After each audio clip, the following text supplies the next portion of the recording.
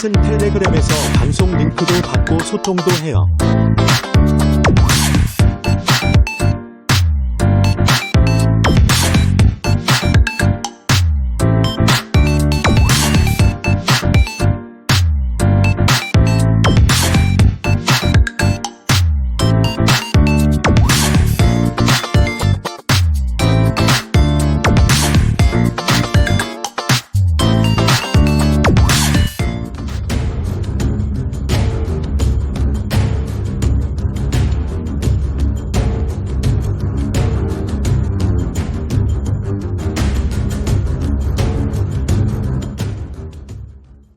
네, 안녕하십니까, 김정민입니다.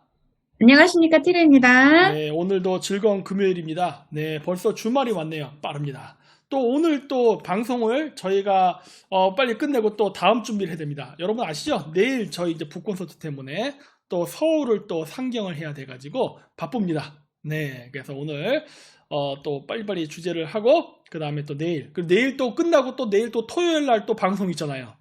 어떻게 티리 내일 방송 조금 늦어질 수 있죠?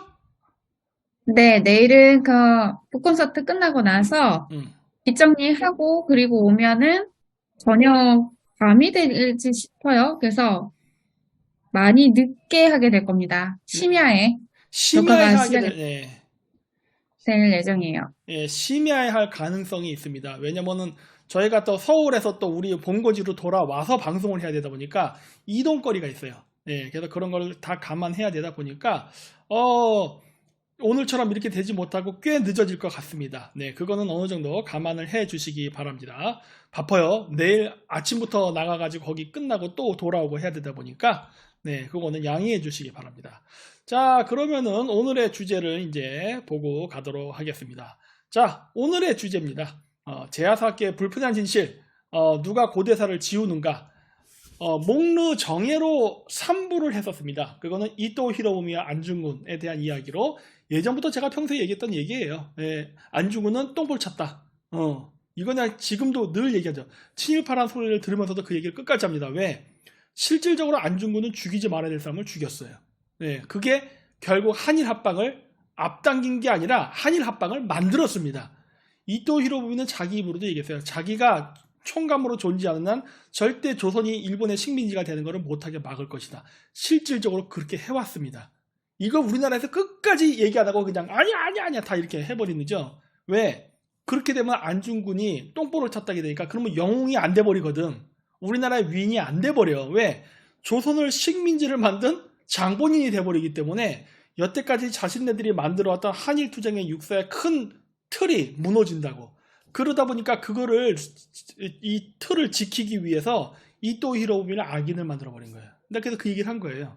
이토 히로부미가 결코 조선을 사랑한 사람은 아니에요. 일본인이니까. 하지만 그 사람이 일본인의 관점에서 조선을 식민지화한다는 것은 이번에도 예전에 얘기했지만 인도에서 있었던 세포이 항쟁, 그 다음에 프랑스 식민지였던 아이티 독립운동, 그 외에 아프리카에서 있었던 수많은 독립운동을 보면서 그게 얼마나 골치 아픈지를 알았기 때문에 그래요.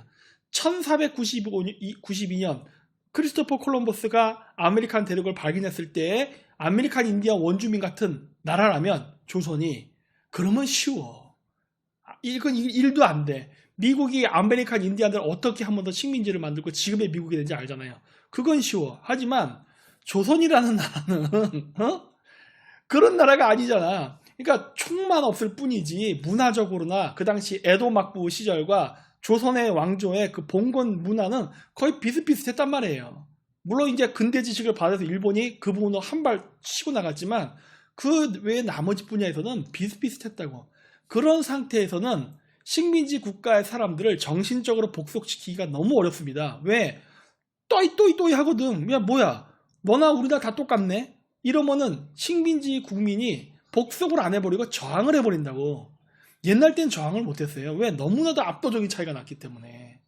네. 그랬었기 때문에 식민지를 반대한 겁니다. 식민지 점령한 순간 끊임없이 조선에서 독립운동이 일어나서 그것 때려잡다가 일본의 국력이 소진된다. 그래서 이토 히로부미가 반대한 겁니다. 이 얘기 죽어도 안 하죠. 이 얘기 죽어도 안 해. 왜? 이 얘기를 하게 되면은 우리나라 항일운동의 근대 역사를 다시 써야 되거든. 안 바꾸려는 건. 이것도 역사 왜곡이에요. 그러니까 이거 역사 왜곡. 이토 히로부미가 죽지만 않았다면은 어쩌면은 조선은 식민지까지는 당하지 않았을 수도 있어요. 만주국 같은 위성국은 됐을 겁니다. 예. 그런 게는 됐어도 국권이 강탈되는 일은 없었어요. 예? 그 얘기하는 거 못 봐주셨습니까? 그렇다면 관심 있으신 분들은 신청을 하십시오. 유료입니다. 광고였습니다. 네, 광고였습니다. 자, 그러면은 슬슬 나가보죠. 네, 광고부터 가죠.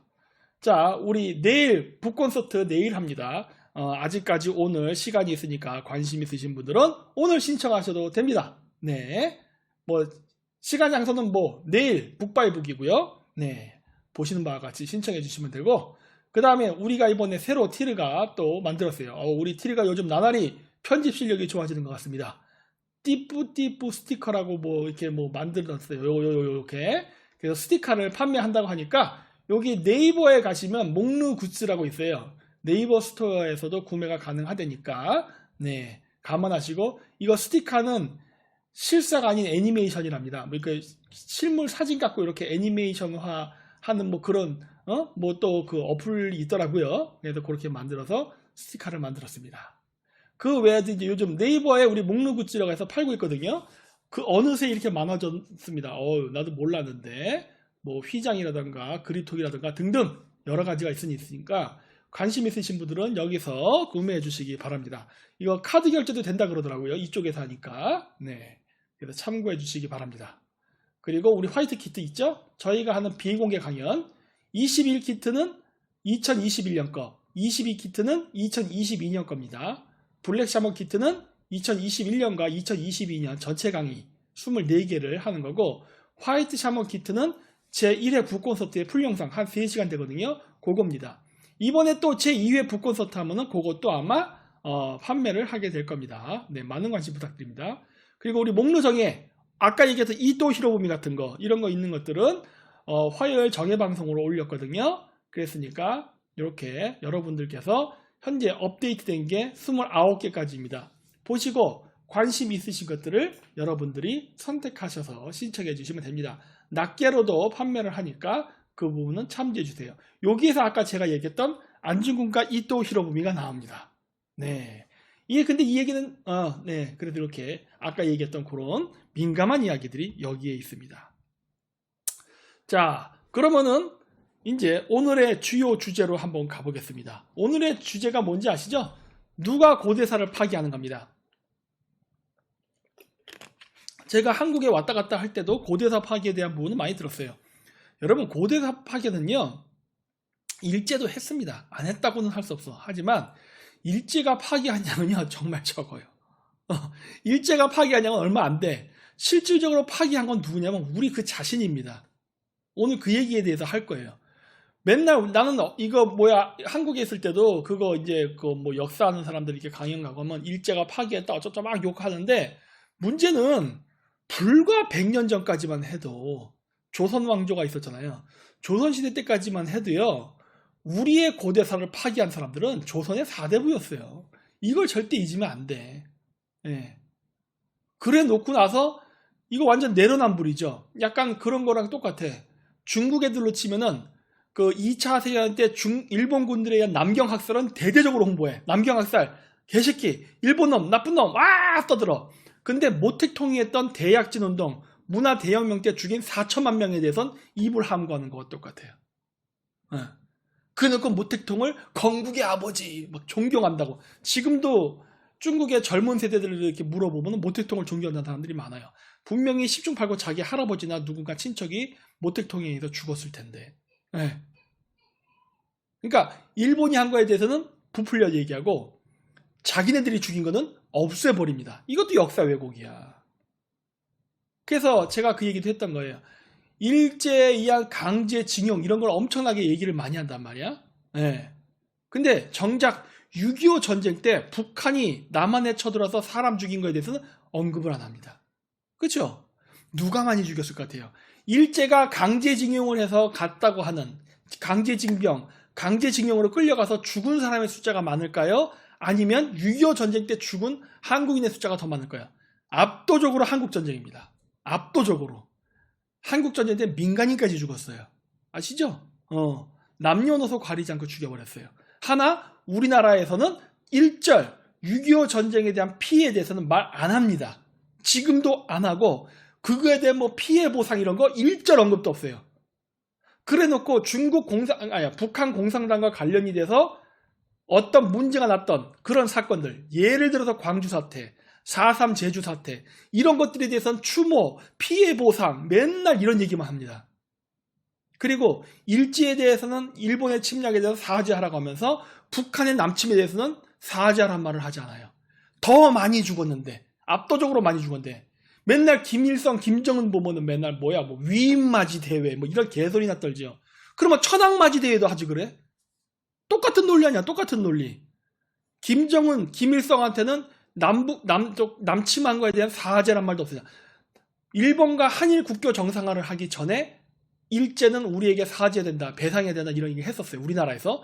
그랬는데 남북 이제 화해 무드를 만들고 평화협정 맞고 남북이 서로 교류할 수 있게 하는 이런 평화 무드를 만든 데 있어서 북한이 남침한 거에 대해서 일절 사죄도 없습니다. 요구하지도 않아요. 그리고 그때 죽었던 사람에 대해서 배상도 얘기 안 합니다. 아직 전쟁 중 아니냐고요? 아니 생각해보세요. 전쟁 중이 아니라는 게 아니라 야 그렇게 따진다면 이 논리로 아주 중요한 지적입니다. 그 논리로 간다면 우리는 왜 일제에게 끊임없는 배상과 이런 걸 요구해요? 끝났기 때문이에요? 안 끝났다며.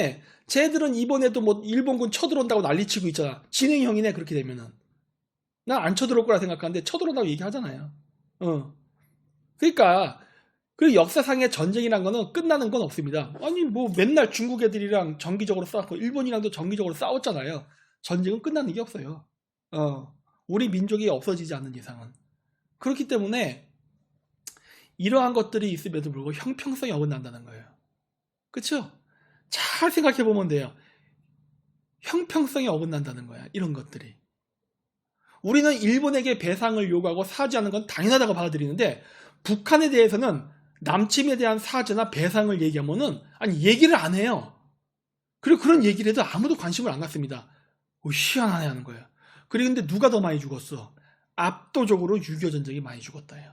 아니 우리 민족은 도대체 뭐 어떤 생각을 하는 거예요? 그러니까 이런 것들을 보면 우리나라가 역사 왜곡을 얼마나 많이 한지를 우리가 알 수 있다는 거예요. 뭐 일제의 역사 왜곡한데 아니 우리는 역사 왜곡 안 해?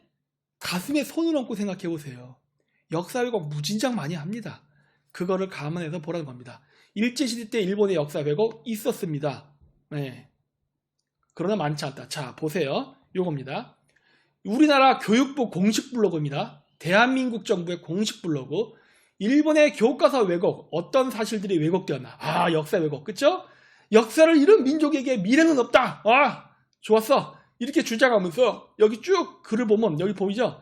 어떤 사실들이 왜곡에 쓰여졌을까요? 해서 여기 보면 동해를 일본해로 표시 이런 거 나오죠? 자, 우리나라 정부에서 공식적으로 일본에 의한 역사 왜곡을 뭐라고 정의하고 있느냐? 이겁니다.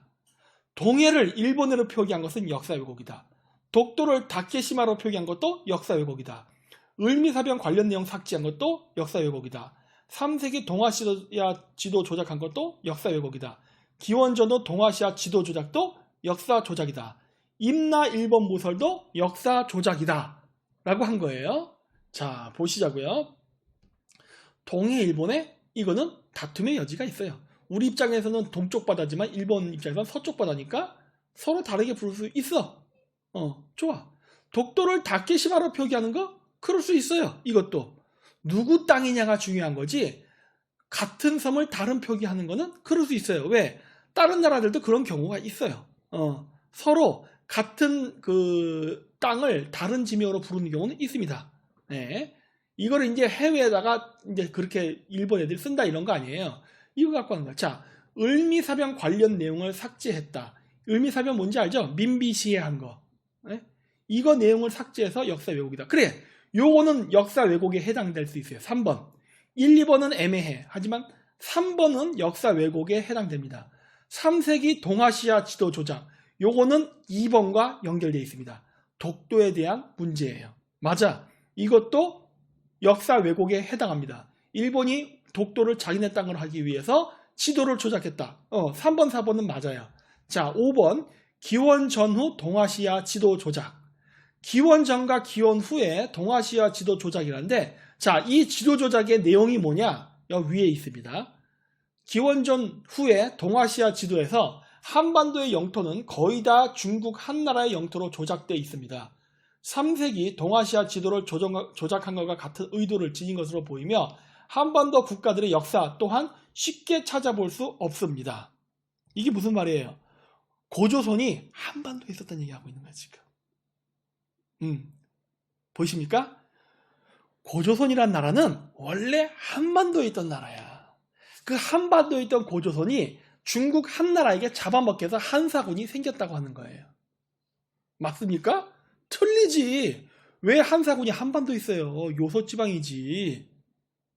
응? 요소지방이지. 한반도 국가들의 역사 또한 볼 수 없다? 그래, 그건 조작 맞아. 근데 이 앞쪽에 빨간색 친 부분은 이거 우리나라 정부도 거짓말하고 있네. 자, 6번 임나인본부선 수록. 요것도 조작에 해당한다고 볼 수 있어요. 6번. 그러나 요 조작은 내일 하는 방송에서 얘기를 조금 할 겁니다. 예. 임나일본부서 자체는 조작이 맞아요. 한데 임나일본부서를 왜 주장하는가를 보면은 어느 정도 이해는 가는 게 있습니다. 왜 저러는지 그 부분은 제가 내일 따로 얘기할 겁니다. 자, 그래서 여러분, 우리는 단군의 자손이라고 배웠잖아요. 그렇죠? 근데 우리가 진짜 단군의 자손일까? 라고 파고 들어가면 아닐 가능성이 있어요. 이게 아주 민감한 문제야. 우리는 단군의 자손이 아닐 가능성이 매우 높습니다. 지금 현재. 자, 그 부분을 얘기한 게 이겁니다. 시성으로 본 한일 민족의 기원. 여기 보면은 요 위에 써 있죠. 요 위에. 여러분 여기 PPT에도 보여요. 여기. 한국의 시조는 소호 금천시, 일본은 천손 단군이었다. 네, 여기 보이시죠? 한국의 시조는 소호 금천시, 일본의 시조는 천손 단군이었다. 라는 내용입니다. 그래서 이 책을 쓴 머릿말에 이런 말이 나오죠. 단군은 할아버지 환인과 아버지 환웅으로 이어진 환씨였으며 중국 문헌은 이 환씨가 한씨로 성을 바꾸었다 한다. 그런데 삼국사기에는 신라 김씨의 시조를 소호 금천씨라 했다. 그렇다면 한씨와 김씨는 동족이었을까? 한민족의 시조는 최초로 나라를 세운 단군이었을까? 아니면 여러 시족을 하나로 통일한 김씨 시조, 소호 금천씨였을까? 중대한 의혹이 아닐 수 없다. 저도 그렇게 생각합니다. 저도 제가 고대사를 연구하면서 그 김씨에 대해서 굉장히 얘기를 많이 해요. 아시죠? 맨날 소호 금천씨, 김씨 이런 얘기 많이 하잖아요. 소호 금천씨는 그 고대 투르크견으로 소고 알튼, 황금 사슴이라는 의미이다. 그렇죠? 이런 얘기 많이 하잖아요. 왜 그러느냐? 여러분 지금 우리 한민족은요. 통일신라를 기점으로 해서 만들어졌습니다. 통일신라를 기점으로 해서. 그 전까지는요. 고대 우리 그 동이족의 영역, 중국 동부서부터 만주, 한반도 이런 이 영역에 살았던 이 동이족은 여러 민족이 구성돼서 만들어진 다민족 공동체였어요. 그러니까 구이족입니다. 9개의 민족이란 소리잖아요. 9개의 민족이 합쳐져서 만들어진 연방체 국가예요. 고조선이라는 게 제가 연방체라 국가라 했잖아요. 다민족 연방 국가라 얘기했잖아요. 제 말 틀린 말 아니잖아. 고조선은 다민족 연방 국가였다니까. 그 다민족 연방 국가를 구성하는 그 사람들을 우리가 동이족, 즉 구이족이라고 부르는 거란 말이에요. 네. 몽방님, 소재 타령병님 아주 중요한 얘기 있습니다. 맞습니다. 지금 우리는 다시 고조선으로 회귀 중입니다. 무슨 얘기냐? 우리나라가 다시 다민족 국가가 되잖아요. 이거 옛날 시대로 돌아가는 거예요. 네. 우리나라에서는 뭐 외국인들이 들어오니까 뭐 잡종 어쩌고 얘기하는데 아니야. 우리는 원래대로 돌아가는 거예요. 원래대로. 그리고 우리나라가 다민족 국가였을 때 굉장히 국력이 강성했습니다. 단일 민족화 되면서 국력이 약화된 거예요. 이걸 절대 잊으면 안 돼. 예. 그래서 우리가 원하든 원하지 않던 우리는 통일신라를 중심으로 해서 한민족이 형성됐습니다. 그렇기 때문에 제가 고대사 얘기할 때도 항상 김씨 얘기를 하고 소호금천씨, 뭐 스기타 이런 얘기를 괜히 하는 게 아니에요. 그건 신라는 고조선이 아니냐? 맞기는 맞아요. 고조선 연방의 일원이었습니다. 고조선 연방의 일원으로서 살았는데 고조선 연방이 해체가 되면서 고구려, 백제, 신라, 가야, 뭐 숙신, 말갈, 뭐 거란 다 분리해 나간 거라고. 그러면서 독립된 거예요. 따라서 고조선을 최초 건국했던 그 단군과 신라의 최초 건국자 박혁거세는 같은 연방으로서 있었지만은 혈통적으로는 서로 다를 가능성이 매우 높아요. 왜? 다민족 연방체였기 때문에. 네.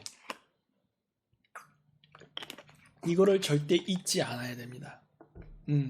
물론 이제 고조선의 주요 활동 무대라던가 거점이 만주와 한반도, 중국 동부 이쪽에 있었기 때문에 우리가 어떻게 보면은 그 고조선에 대한 역사적 기록과 정통성을 어느 정도 물려받았죠. 근데 중요한 건 뭐다? 사람. 고조선을 건국했던 사람들. 그 사람들이 지금 한반도에 있는가 없는가입니다. 여러분 우리나라에 있을 것 같아요? 없을 것 같아요? 고조선을 건국했던 그 사람들이 지금 한반도에 있을까 없을까?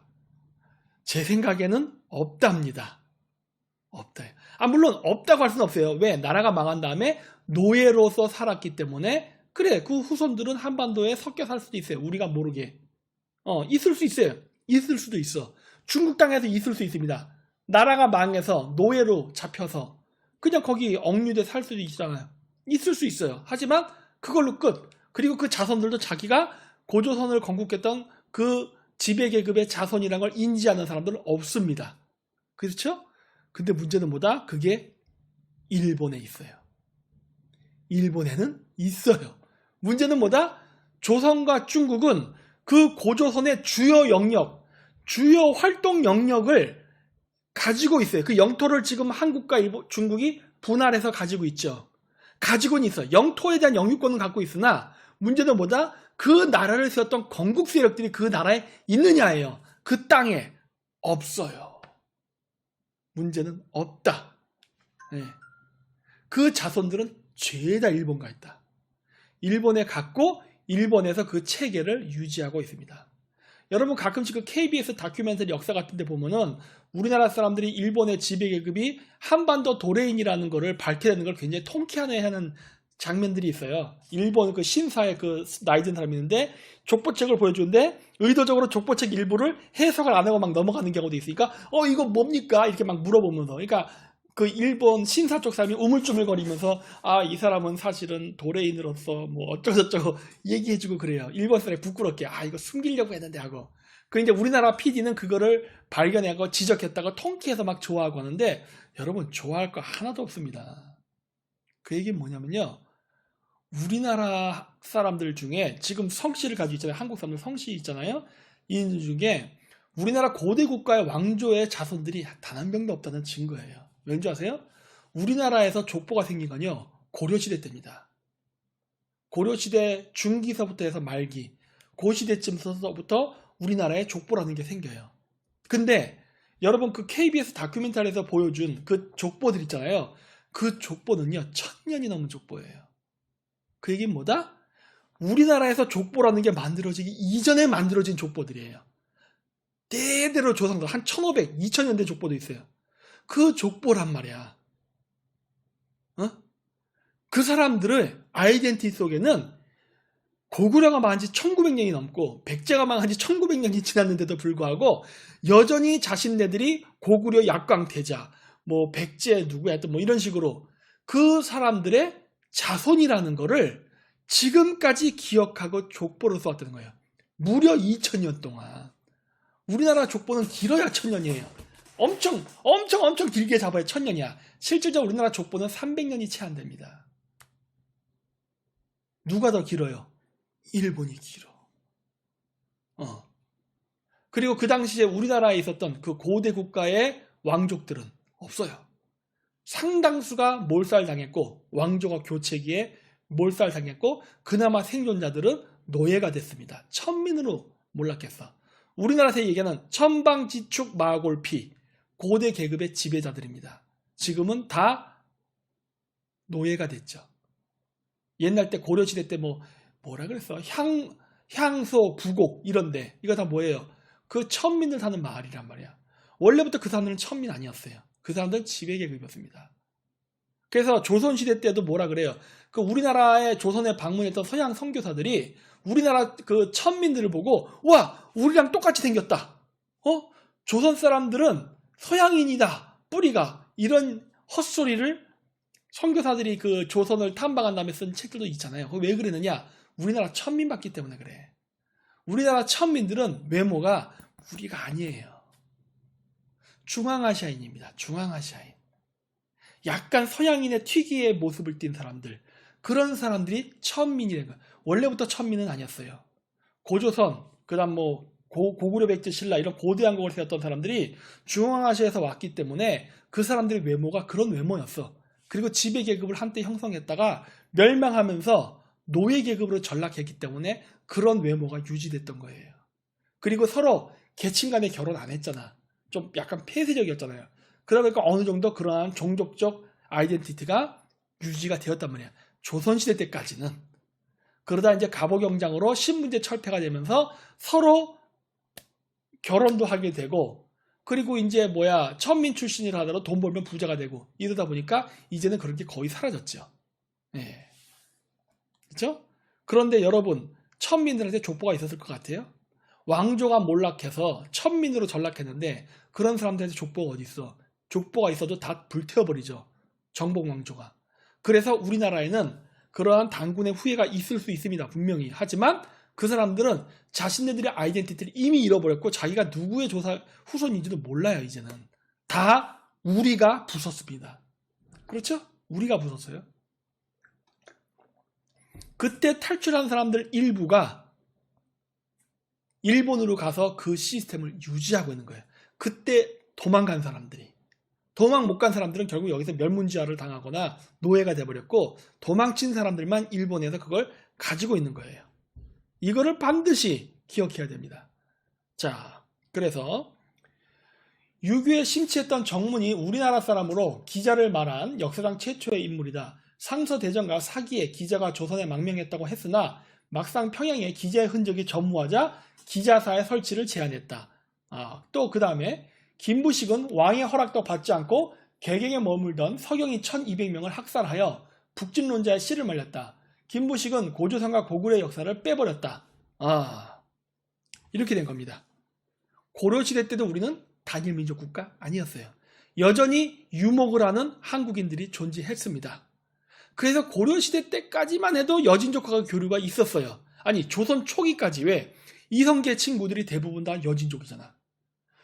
고려시대 때까지만 해도 아직까지는 완벽한 유교 국가가 아니었어. 조선시대 때부터 유교가 국교였지만 고려시대 때까지만 해도 그 유교가 국가의 통치 이념은 아니었어요. 그때 불교였기 때문에. 그래서 유목을 하는 고려인들도 많았습니다. 그런 유목을 했던 고려인들은 고조선, 고구려 때부터 내려왔던 그러한 자신네들의 활동 무대. 왜? 유목하는 땅이니까. 활동 영역. 그리고 만주랑 한반도를 왔다 갔다 하니까 친인척들도 양쪽에 다 있었어요. 그랬기 때문에 그런 사람들 관점에 있어서 만주는 우리가 수복해야 될 고토라는 의식이 있었어요. 유목 고려인입니다. 유목 고려인.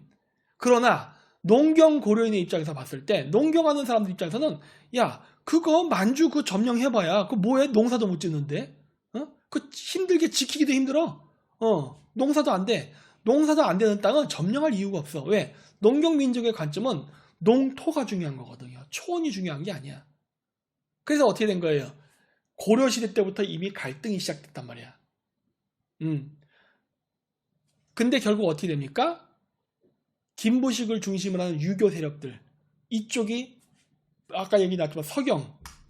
그러니까 평양이죠. 평양 쪽 사람들 1200명을 학살하면서 야 고려는 태조 왕건의 그 유언을 따라서 고구려를 계승했기 때문에 만주까지 우리가 점령해야 된다라고 했던 그러한 의식을 갖고 있던 서경의 그러니까 평양의 사람들 1200명 지식인들을 죽여버린 거예요. 야야 하지마. 왜? 개경과 서경의 경쟁이에요. 개경, 서경. 고려시대 때 두 개의 큰 도시죠. 둘 간의 세력 다툼인데 고려의 수도는 개경이잖아. 개경에 있는 사람들은 개경 지역 여러분 아시죠? 그 황해도에도 평야가 있습니다. 농사 짓는 땅이에요. 그러니까 개경의 지배계급은 농경 기반이야. 농경 기반. 농경 기반으로 부를 축적하고 세력을 갖는 세력들이에요. 근데 평양은 적도서부터는 조금씩 유목민족의 기질에 가까워. 그러니까 어떻게 돼요? 물론 농사도 안 짓는 건 아니야. 하지만 주로 밭농사. 그 다음 뭐예요? 유목.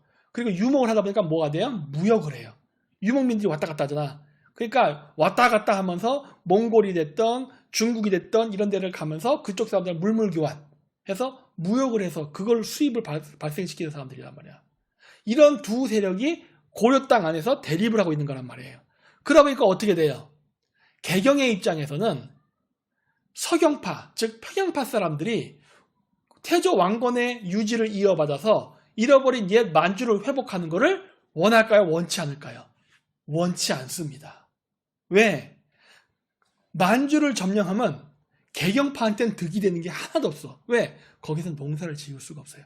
근데 만주를 점령하면 서경파, 그러니까 평양파 사람들이 유목할 수 있는 초원이 훨씬 넓어지고 이들의 무역 활동 반경이 더 넓어져요. 즉 어떻게 된다? 더 부자가 된다. 서경파가 부자가 되면 개경파는 쫄린다. 권력 싸움에서 질 수도 있다. 따라서 어떻게 한다? 만주 개나 줘버려. 이렇게 되는 겁니다. 이해되십니까? 왜 김부식이가 왜 서경파를 치고 북벌론자들을 제거했는지 권력 싸움에서 불리하기 때문이에요. 서경파가 만주를 수복해봐야 개경파 사람들한테 득이 될 게 하나도 없어. 농경지역을 점령한다면 득이 될 수 있어요. 자기들한테. 하지만 거긴 농경지역이 아니거든. 그래서 우리가 스스로 고토 수복을 포기합니다. 그쵸? 틀린 말 아니죠? 김부식이 삼국사기를 쓰면서 어떻게 합니까? 고구려의 역사를 뺍니다. 특히 김부식 같은 경우는 또 어디 사람이야? 또 신라 사람이야. 신라 사람. 그러다 보니까 어떻게 되는 거예요? 마찬가지. 즉 이미 신라는 멸망했지만 신라가 있는 경주 지역이 됐던 고려의 수도인 개경이 됐던 어차피 남쪽 지방이고 다 농사를 기반으로 하는 세력입니다. 그리고 얘네들은 유학자들이다. 유교는 뭐를 기반으로 합니까? 농자 천하지대본 농업이에요. 그렇기 때문에 유목이라던가 이런 거는 유학자들 관점에서는 오랑캐나 하는 짓이에요. 오랑캐. 그래서 조선시대로 넘어오면서 어떻게 됩니까? 조선시대로 넘어오면서 완전히 유교를 국교화시키잖아요. 조선시대 때는. 유교를 국교화시키니까 어떻게 됩니까? 우리나라의 고대사를 재정립할 필요가 있게 된 겁니다. 고려시대 때까지만 해도 유목 고려인들이 존재했기 때문에 고조선에 대한 이야기를 하는 것이 문제가 될 게 없었어요. 왜? 고조선을 자신네들의 아이덴티티로 삼는 사람들도 있었습니다. 왜? 유목한 사람들이 있으니까. 유목 고려인들이 존재하니까. 근데 조선시대로 완전히 넘어오면서 어떻게 되게요? 유교가 국교화되다 보니까 어떻게 돼요? 이미 고려시대 때에도 묘청의 난이라든가 이런 걸 통해서 이미 개경파와 서경파 간의 갈등이 있었어. 유목하는 고려인들과 농경하는 고려인들 사이에 끊임없는 갈등이 수백 년간 축적되었단 말이야. 근데 이제는 이제는 통치념이 유교야. 그러니 이게 어떻게 된 거예요? 조선 왕조 때부터는 이제 새로 나라를 재정립하니까 바로 유목과의 관계를 단절시켜버린 겁니다. 단절. 네. 아이러니하게도 고려를 건국시킨 사람들은 이성계를 위시한 여진족들이었어요. 즉 기마민족입니다. 조선을 건국한 사람들은 기마민족이지 농경민족이 아니에요. 그럼에도 불구하고 조선 왕조가 성립되고 나서는 바로 그 기마민족들을 토사구팽하기 시작합니다. 아실 거예요. 그래서 세종 때 되면 어떻게 됩니까? 사군 육진 이런 거 개척한다고 해서 어떻게 돼요? 여진족들을 토벌합니다. 조선을 건국했던 개국공신인들인 여진족들을 조선이 토벌해요. 왜? 농경민족이 아니니까. 그것 또한 뭐라고 볼 수 있냐면 오늘날로 치면은 그런 거랑 똑같습니다. 예수천국 불시지옥이에요. 그 논리랑 똑같은 거예요. 유교를 믿으면 문명인, 유교를 믿지 않으면 야만인 오랑캐예요. 이렇게 되는 거예요. 그래서 조선 왕조가 들어서면서 유목을 했던 여진족, 유목을 했던 고려인들 이런 사람들을 다 팽식해버립니다. 다 우리 민족이 아니야. 다 쟤들은 오랑캐. 유교를 모르는, 근본도 모르는 놈들. 이렇게 된 거예요. 그리고 유교를 믿는 오로지 한반도에 있는 사람들만 문명인, 문화인이라고 인식하는 겁니다. 그러면서 명나라랑만 짝짝꿍. 왜? 같은 유교를 믿는 나라니까. 같은 유교를 믿으니까 명나라랑 조선은 짝짝꿍 친하고, 유교를 믿지 않았던 북방 오랑캐들, 저쪽은 불교를 믿었잖아요. 여진족이 됐던 몽골족이 됐던, 그러니까 저쪽은 오랑캐. 이렇게 해버린 거야. 네? 그러면서 결국 우리는 수많은 강성 기병을 잃어버린 겁니다. 유목민족들이 말을 잘 타자고 활을 잘 쏘잖아요. 이걸 우리가 스스로 잘라낸 거예요. 그쵸? 동의하시죠? 제가 지금 거짓말하는 거 아니잖아. 이렇게 해서 우리나라 고대사는 이미 고려시대 때부터 잘려나가기 시작했습니다. 자, 그리고 이거 자국의 상고사를 탄압했던 조선왕조. 자, 제가 얘기한 게 이겁니다. 왜 조선왕조가 우리나라의 고대사를 탄압했는지를 제가 이미 설명했습니다. 불교를 배척하고 유교를 숭상하던 조선왕조는 모아사대주의에 빠져 소중화가 돼갔다. 초기의 왕자의 난, 계유정난, 중종반정 등의 정변과 비상시적인 왕위 개성이 있을 때마다 조선 조정은 명나라로부터 고명을 받아야 했는데 승인의 반대급부로 상고사를 축소 왜곡하도록 종용받았을 것이다. 것이다가 아니라 이거는 조선 스스로가 했습니다. 그래서 여러분 수서령이라는 게 있습니다. 수서령. 수서령이라는 게 뭐냐면 지금 여기 나오는 각종 고대 문서 있죠. 고조선 비사, 대변설, 조대기, 주남일사기, 지공기, 표운삼성밀기, 삼성기, 도증기 등등등등 이러한 여러 책들 고대로부터 한민족과 관련됐던, 그러니까 한민족이라 얘기하면 안 되고 동이족과 관련됐던 여러 우리 민족의 고대사를 조선 왕조에서 제거합니다. 옛날 때 저런 책을 소지하고 있으면 죽여버렸습니다. 네. 누구도 고조선이나 이런 얘기를 입 밖에 내지도 못하게 해요. 내면 죽여버려. 삼족을 멸해버려. 왜? 이제부터 우리는 고조선과, 아니 국호는 조선인데 조선이란 이름을 어디서 계승해서 받은 겁니까? 당군조선의 조선이잖아. 그 조선으로부터 국호는 조선으로 승계는 받았는데 문제는 뭐다? 그 이름조차도 명나라한테 받았고, 그리고 우리는 그러한 당군조선에 대한 조처를 언급조차 하지 않았다는 거예요. 언급하면 죽여버렸습니다. 그게 조선 왕조 시대 때 있었던 일이에요. 그게 조선 왕조 때 있었던 일이야. 네. 보이십니까? 자, 그리고 나서 어떤 일이 벌어지냐? 80년 신군부와 유착한 환동고기 저자 이유립이라는 얘기가 나옵니다. 네. 자, 보이십니까? 우리나라에서 제가 얘기했죠. 제야사학자들의 정말 아이러니가 뭐냐? 여러분, 우리나라의 고대사를 파기한 사람들은요, 좌파 쪽 지식인들이 상당히 많습니다. 이걸 잊으면 안 돼. 요즘은 그때 아이러니한 건 뭐냐면, 제가 얘기했죠. 우리나라 제야사학계 90%는 좌파라는 얘기를 했죠. 근데 여러분 아십니까? 우리나라 고대사를 연구한 사람들은요, 거의 100%가 우파였어요. 옛날 때는. 제가 초등학생 시절에는 우리나라 고대사를 연구한 사람들은 거의 100%를 할 정도로 우파적 성향을 가진 사람들이었습니다. 지금은 뒤집혔어요. 지금은 뒤집혔어. 그랬는데 이것도 마찬가지야. 여기서 나오잖아. 이렇게 80년대 신군부, 여기서 신군부가 누구예요? 전두환 정권입니다. 전두환 정권과 유착한 한당고기. 벌써 의미가 벌써 부정적이죠? 네. 그래서 뉴스민, 요런 이름 나오면 벌써 솔솔 좌파 냄새가 나잖아요. 자, 고대사 경제성장 강조한 국정교과서 현실 가리려는 독재 정권의 속성이다. 전두환 정권 때 우리가 지금 보고 있는 고대사, 지금 90%가 좌파로 바뀐 제야사학자들이 성경처럼 떠받드는 그 고대사, 바로 한당고기죠. 그 한당고기가 바로 전두환 정권 때 만들어집니다. 이거를 과연 알고 있는 우리나라의 좌파 그 제야사학자들이 있을까? 있을 거예요. 나이 든 사람들이 있으니까. 지금 제야사학자들이 얘기하는 고조선 관련된 이야기들의 상당 부분이 전두환이가 만든 한당고기에서 시작이 됐어요. 잠깐만요. 제가 뭘 빼놨습니다. 네, 책을 가져오느라 잠깐 늦었습니다. 자, 그랬는데 네. 여기서 제가 얘기하는 우파는 제가 얘기했죠. 거의 전두환 일로 끝난다고.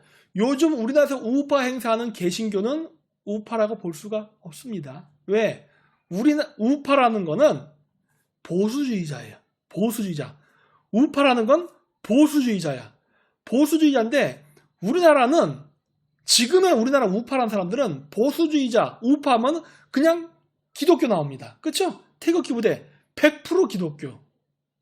근데 우리나라 개신교 신자는요, 우리나라의 역사와 문화를 모릅니다. 안 가르쳐요. 왜? 기독교 교리에 어긋나요. 그래서 그래.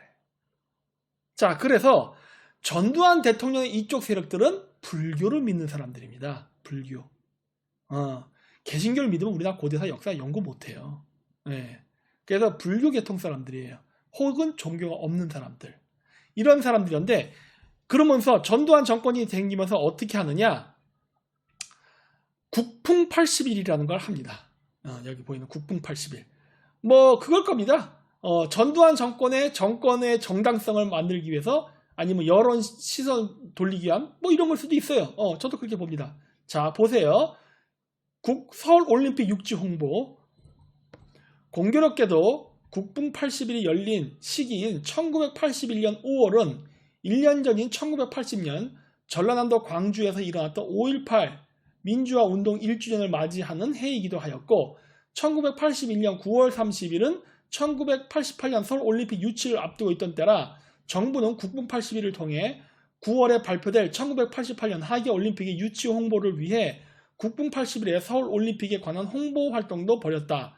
전두환 정부에게는 사실상 광주 민주화운동에 대한 진실을 잠재울 수 있는 더할 나위 없는 기회라. 이 당시부터 국민들의 시선을 1988년 하계 올림픽 유치에 쏠리도록 방송사와 광고계 등을 통해서 1988년 하계 올림픽의 서울 유치 희망을 대대적으로 홍보하였다.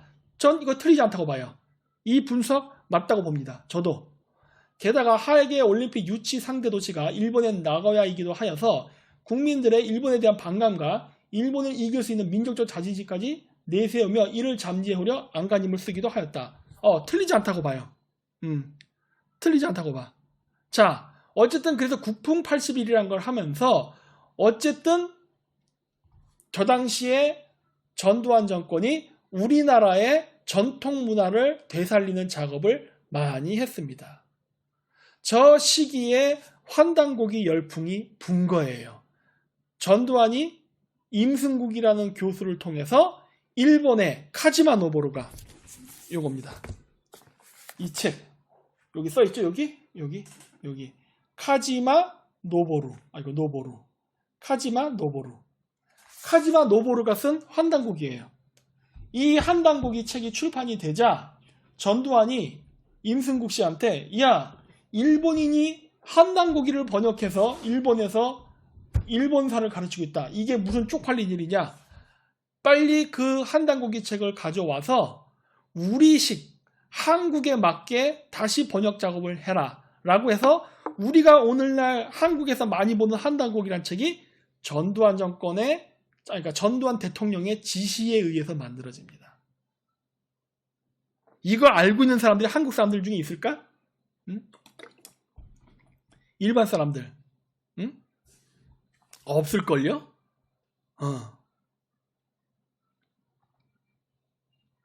그래서 우리나라에서 한단고기가 전두환 정권. 그래서 나는 한단고기를 보는 사람들은 전두환한테 고마워야 된다고 생각하는데. 왜? 누구도 한단고기가 한국에서 출판되는 것을 원치 않았습니다. 우리나라의 기독교 계통 우파들, 우리나라의 좌파들은 한단고기 같은 책이 우리나라에서 출판되는 걸 원치 않았어요. 기독교 우파는 기독교 교리 때문에, 좌파들은 여기도 나왔지만은 전두환 정권이 자기를 좋게 보이기 위해서, 자신의 통치권을 정당화하기 위해서 저런 걸 쓴다라는 이미지 때문에 반대했고, 어차피 좌파들도 서양의 영향을 받았다고 했잖아요. 프랑스 이런데. 그래서 그 자기 나라의 역사를 빛내게 이야기하는 것을 싫어합니다. 우리나라 시민운동의 뿌리는 서양이에요.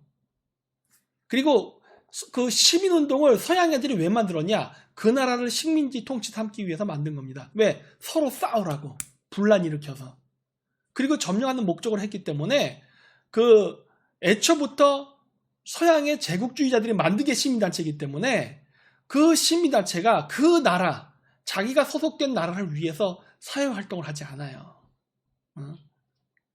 그래서 안 됐던 건데 우리나라가 그 당시에 군부 독재였기 때문에 이게 가능했던 겁니다. 군부 독재였기 때문에 저게 가능했던 거예요. 그래서 아주 유명한 사건이 벌어지죠. 1981년 국풍 81 그 기간입니다. 그 국풍 80 1981년에 있었잖아요. 그때 11월 26일에서 11월 27일 사이에 국회에서 국사교과서를 개정하기 위한 국회 공청회가 열렸습니다. 그때 우리나라의 재야사학자를 할 수 있는 민족사학자들과 강단사학자들이 국회에서 토론을 했는데 민족사학자들이 일방적으로 이겼어요. 일방적으로. 그래서 1987년에 전두환 정권 말기죠. 국사교과서의 내용에 대대적인 개편을 합니다. 대대적인 개편을 합니다. 그리고 그때의 한당고기가 우리나라에서 출판이 돼요. 여기도 써있죠. 고조선이 최초 국가라고 명기한다. 국사교과서 개편한 문교부의 제출, 기자조선의 병역설 삭제, 백제 중국 진출 부각, 임나 일본부 설명, 그 다음에 삼국통일, 당군 축출, 주체사관 입각 기술 등등. 이런 내용은 좋은 내용 아닌가? 이거 재야사학자들이 원하는 내용 아니에요? 생각해보세요. 지금 재야에서, 물론 저도 재야사학자라고 볼 수 있죠. 재야에서 한국의 고대사를 밝히려는 사람들, 저거 원하는 거 아니야? 우리나라의 고대사의 내용을 우리나라 국사교과서에 집어넣고 우리나라 역사는 고조선 때부터 시작했다. 그렇게 해서 BC 2333년 시작해서 지금까지 5초 반만 년의 역사를 가져온 민족이다. 이걸 우리나라 국사교과서에 집어넣고, 그쵸? 그리고 그거를 자손들에게 배우게 하고 이러는 게 우리가 원하는 바 아닌가? 한번 생각해 보세요. 재야사학자 때, 재야사학자들이 그거 원하는 거 아니에요? 지금도 나이가 들 때까지 평생 그거 지금, 거의 이제 오늘 내일 하시는데 연구하는 거 뭐 때문에 하는 거예요? 자기 만족? 자아실현의 욕구를 위해서? 아니잖아. 저러한 내용이 우리나라 교과서에 반영되기 위해서 하는 거잖아요. 근데 그걸 누가 했다? 지금 우리나라 재야사학자들이 그렇게 욕하는 친일 보수 세력이 했습니다. 친일 보수 세력들이. 심지어 서울대학교의 그 식민사학자들이라고 여러분들이 부르는 그러한 사람들, 교수들까지 끌어내다가 국회에다 앉혀놓고 공청회를 하면서 그 사람들한테 망신을 주고 박살을 냈다고. 그러면서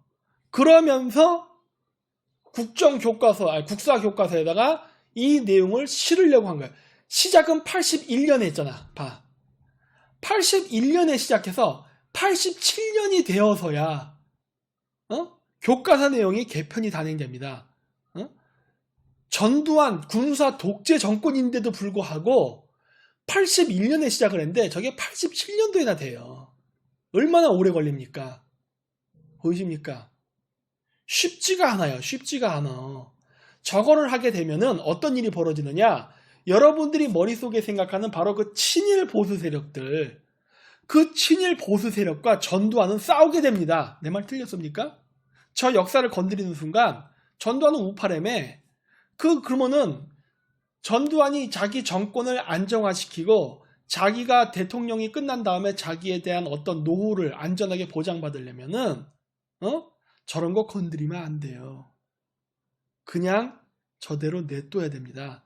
그래야 여러분들이 생각하는 것처럼 친일 우파 세력들이 전두환을 보호해주지. 그러나 전두환 정권 때 저거를 건드립니다. 그래서 여러분들이 생각하는 우파와 간에도 싸움이 일어나는 거야. 그쵸? 친일 우파 역사. 서울대 식민사학자들이라며 얘네들을 제압하면서 그러면서 민족사학자들의 이야기를 집어넣은 거란 말이야. 에? 여러분들이 머릿속에는 친일 우파 세력들을 반대를 무릅쓰고, 그렇다면은 우리나라 고대사 연구한 사람들은 전두환에 대해서 어느 정도 호의성을 가져야 되는 거 아니에요? 전두환밖에 이걸 안 했어. 문제는 전두환밖에 이걸 안 했다는 거예요. 다른 어떤 대통령도 우리나라 고대사를 바꾸게 박근혜 대통령이 있었다. 박근혜 대통령 때 국정교과에서 한 번 더 시도를 하죠. 한 번 더 시도했지만 어떻게 됐죠? 엄청난 반발로 무산시켜버리죠. 그쵸? 박근혜 대통령 때 국정교과서 개편하잖아요. 그때 어떻게 돼요? 엄청난 반발로. 그때도 똑같아요. 여러분들은 친일 우파 세력들, 친일 사학자 세력과 한국의 좌파 세력들이 결탁을 해서 국정교과서 못 만들게 방해했습니다. 보이십니까? 제가 얘기했죠? 우리나라의 진정한 우파는 박정희, 전두환, 노태우, 애매하지만 거기까지는 넣어줄 수 있다. 요거밖에 내가 없다고 얘기했잖아요. 그거로 끝이에요. 우리나라의 진정한 우파 보수는 그때가 끝입니다. 지금 우파? 저 가짜예요. 좌파? 좌파들은 원래 저랬어. 근데 여러분들이 속고 있는 게 있죠. 우리나라 좌파는 친북이기도 하지만 친미적이기도 하다. 이걸 여러분들이 항상 잊어먹고 있죠. 네. 이거예요. 이거를 여러분들이 알아야 돼. 실질적으로 그랬습니다. 자, 그랬고 이유립이라는 사람이 이제 못 들어갔어요. 이유립이라는 사람이 왜 못 들어가냐? 이유립이 81년 국사공청회 이겁니다. 81년에 있었던 국사공청회에 배제된 이유는 이유립 선생의 원고를 가져간 카지마 노보루가 대종교를 배신한 강수원 씨의 설명을 덧붙여 환단고기를 일본 신도에 유리한 쪽으로 해석해 버렸기 때문이다. 요겁니다. 카지마 노보루의 한단고기. 이 카지마 노보루의 한단고기는 이유립 씨가 쓴 내용을, 그러니까 이유립 씨가 쓴 한단고기를 가져가서 일본에, 그래서 일본에서 출판을 합니다. 이거 가지고서 나중에 제야사학자들 간에도 싸움이 일어나요. 그래서 아까 1981년 역사 공시청에 있었죠? 시작은 좋았어. 끝에 개판으로 끝났어요. 왜? 제야사학자들끼리 서로 싸워서. 앞에 식민사학자를 두고 공격해도 이길까 질까 그런 상황인데, 이 상황에서도 제야사학자들끼리 지지끼리 싸워가지고 공청회가 처음은 찬란하게 빛나다 뒤에 가면은 아주 개판 5분전으로 끝납니다. 근데 이런 거는 제가 여러 번 목격했어요. 제가 한국에서 제야사학자들이 하는 그러한 역사 강의 세미나를 가잖아요. 세미나 다 끝나고 나면은 꼭 손 들고서 딴지 걸면서 싸움이 일어납니다. 나는 그거 보고 진짜 웃겼어. 지들끼리 싸워요. 막 누가 이제 역사 발표하잖아요. 다 끝났어. 질문 시간 되면은 싸워. 그거는 잘못됐다. 뭐 그 서로 막 싸워. 그런데 아니 이게 싸울 의제인가? 근데 싸워. 왜 망했는지 알겠다. 왜 망했는지. 전두환 정권 때 충분히 그렇게 해서 바꿀 수 있었던 거를 못 바꿨던 이유. 자중질환. 한민족의 종특이죠. 자중질환. 정부에서 멍석을 깔아줬는데도 자중질환. 세상에. 민족사학자들 모아놓고 마음대로 하고 싶은 거 다 얘기하시고 하세요. 우리가 역사 교과서 바꾸겠습니다. 멍석 다 깔아줬는데 지들끼리 싸우는 거 난리 나갖고 그냥 자중질환이 뭐냐고요? 자기들끼리 싸우는 거. 자기들끼리 싸워서. 자, 그리고 나서 어떻게 되느냐? 그죠? 박근혜 대통령 때 한 번 더 있었어요. 누가 박근혜 대통령을 환빠로 만들었나? 환빠. 여기 보시면 나오죠? 여기 글씨 보이죠? 뭐라 써있어요? 프레시안. 좌파 매체죠? 여러분, 우리나라 좌파들이 바라보는 고대사의 시각입니다. 환빠. 보이십니까? 박근혜 대통령은 대박이라다가 쩌쩌쩌해서 우리나라 고대사, 국정교과서에 고대사 집어넣는 거를 못하게 방해한 게 우리나라 좌파 세력입니다. 뭐 서울대를 중심으로 한 식민사학자, 걔네들도 있어요. 걔네들도 있지만 우리나라 좌파에서도 그렇게 방해했습니다. 그렇게 방해했어요. 못하게 방해했어. 우리나라 고대사, 고조선 이야기가 나오면 안 돼. 여러분 근데 잊지 마세요. 제가 얘기했죠. 우리나라의 지금의 우파 가짜들이라고. 박정희 전두환 대통령 때까지가 우리나라 우파고 그 다음 우파 없다고 했잖아요. 왜? 지금 오늘날 광장에서 태극기 흔드는 기독교 태극기 부대는 개신교를 기반으로 하잖아요. 걔들 가짜예요. 우리나라의 국익을 생각하지 않잖아. 그냥 미국의 사대주의를 할 뿐이잖아요. 그렇죠? 왜? 우리나라에서 우파라는 사람들의 사상적 기반은 개신교입니다.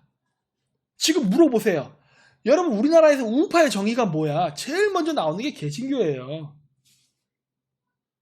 우파 이코르 보수주의자인데 우리나라에서 보수주의자라고 얘기를 하려면 우리나라 우파의 기본 개념은 무엇이 되냐면은 우리나라의 전통 사상과 전통의 역사, 언어, 한국어 이런 거에 대해서 지키고 보존하려는 게 보수 세력이에요. 보수주의자라고. 제 말 틀린가? 난 이게 맞다고 보는데 이게 보수야. 이게 지킬 보자, 지킬 숫자, 지킨다예요. 한민족의 아이덴티티라고 할 수 있는 우리의 역사, 문화, 언어를 지키려는 게 보수주의자야. 근데 우리나라에서 보수주의자 누구야? 뭐 기독교. 아니 왜 기독교가 나 우리나라에서? 기독교 외국 거야. 우리 거 아니야. 우리의 전통 사상이 무엇인가를 연구하는 게 보수주의자예요. 근데 우리나라에 그런 보수주의자가 어디 있어? 우리나라 보수주의자 중에 우리나라 전통이나 문화를 연구하는 사람이 있어요? 그거 연구하면 환빠라 몰립니다. 지금 제가 그러잖아요. 환빠, 저 사탄 새끼, 가짜 박사 이렇게 나가잖아. 우리나라 우파 사람들한테 그런 욕을 먹어요. 자 그러면 제가 이런 욕을 먹으면 좌파 사람들은 저건 나의 친구니까 좌파 사람들이 나를 응원해줄까? 아니에요. 왜? 여러분 좌파 사람들의 사상적 기반이 뭐예요? 기독교. 잊지 마세요. 우리나라 좌파도 기독교예요. 바로 카톨릭. 개신교와 카톨릭이 좌파 우파를 형성하고 있다고. 여기에 우리가 어디 있어요? 우리나라가 어디 있어요? 여기에 한민족이 어디 있냐고. 없잖아. 그래서 우리 민족은 우리나라의 정치 바닥에는 한국을 위해서 정치한 사람들이 없어요. 그래서 없는 거예요 이게. 왜 맨날 5년 뒤에 대통령 선거하고 국회의원 선거를 해도 왜 맨날 하나같이 내국노 나라 팔아먹는 놈 맨날 비리 저지르는 놈 이런 놈들만 뽑잖아. 맨날 여러 번 욕하잖아. 문재인 개새끼, 이쪽에선 윤석열 개새끼. 서로 욕하는데 문제는 뭐예요? 둘 다 개새끼잖아. 안 그래? 둘 다 개새끼 아닙니까? 여러분들이 그죠? 우리 진영 사람은 지켜야 돼. 우리 진영 사람은 이렇게 해서도 모른 척해. 이러면서 덮어주잖아. 그러니까 어떻게 돼요? 어느 쪽이 정권을 잡아도 그 정권은 유지가 됩니다. 왜? 자기 진영 사람은 자기 진영, 자기 편이니까 그 허물도 덮어야 된다는 생각이 지배하기 때문에. 그쵸? 우리나라 좌파 우파가 그러잖아. 상대방 비리는 막 비판하고 욕하지만 자기 쪽 비리에 대해서는 함구하잖아요. 제 말 틀립니까? 맞죠? 자, 그러다 보니까 어떻게 돼요? 우리 로스차일드 같은 형님들이 한국의 정치인들을 쥐락펴락 할 수가 있는 거예요. 왜? 누구든 뽑아와 놓으면은 얘는 돈 준 놈을 위해서 충성 바치게 돼 있거든. 선거 자금을 대준 사람한테 충성 바치는 거 아니에요. 제 말 틀리지 않잖아. 선거 자금을 준 놈만들한테 충성을 바치기 때문에 누가 뽑혀도 돼요. 그렇기 때문에 통치를 용이하게 하기 위해서 어떻게 합니까? 좌우의 갈등을 극명화시킵니다. 이것도 제 말이 맞죠? 좌우의 갈등을 극명하게 만들어 놔야만 그 어느 쪽에 지지가 됐던 당선된 쪽이 정권을 안정적으로 임기까지만 유지할 수 있어요. 임기 끝나고 난 다음에 상관없어. 그 새끼가 뒤지든 말든 상관없는 거예요. 왜? 걔가 실권자일 때 이용해 먹을 거 다 이용해 먹었으니까. 요구할 거 다 요구했으니까. 걔가 대통령 임기 끝나면 뒤지고 나가거나 뭔 상관이야. 이용가치 다 떨어졌는데. 이렇게 되는 겁니다. 그게 지금 우리나라에서 일어나는 거예요. 그래서 우리나라 대통령은 꼭 임기가 끝나면 말년이 안 좋아요. 그렇죠? 맨날 감옥 가고 자살하고. 왜? 이용가치 떨어졌거든.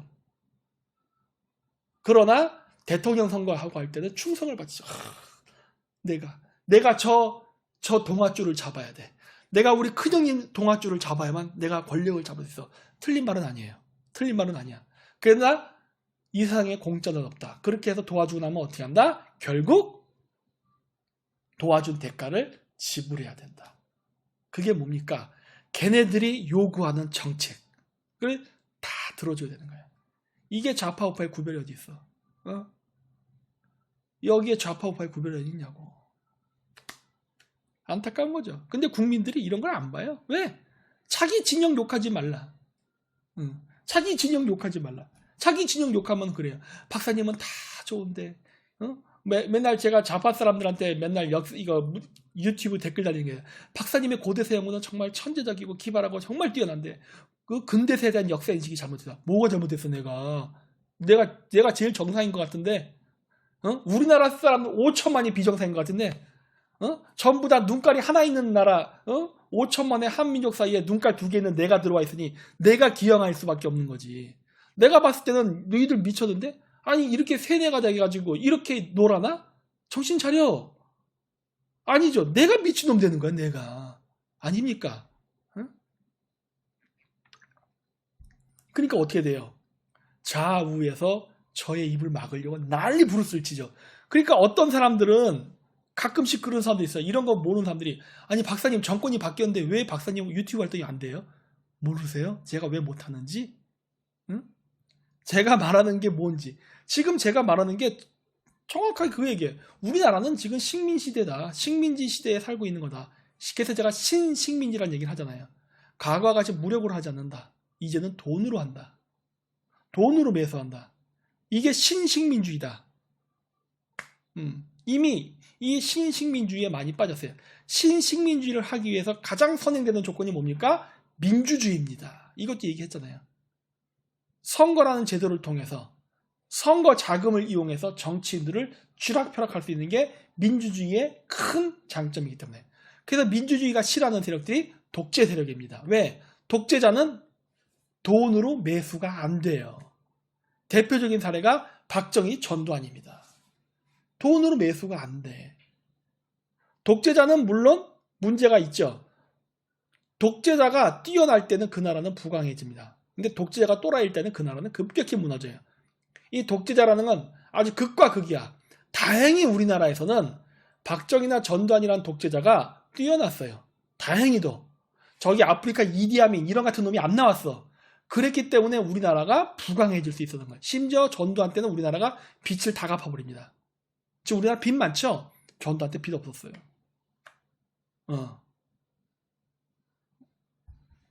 그랬었던 나라야. 이거를 지금까지 야금야금 부숴버린 거죠.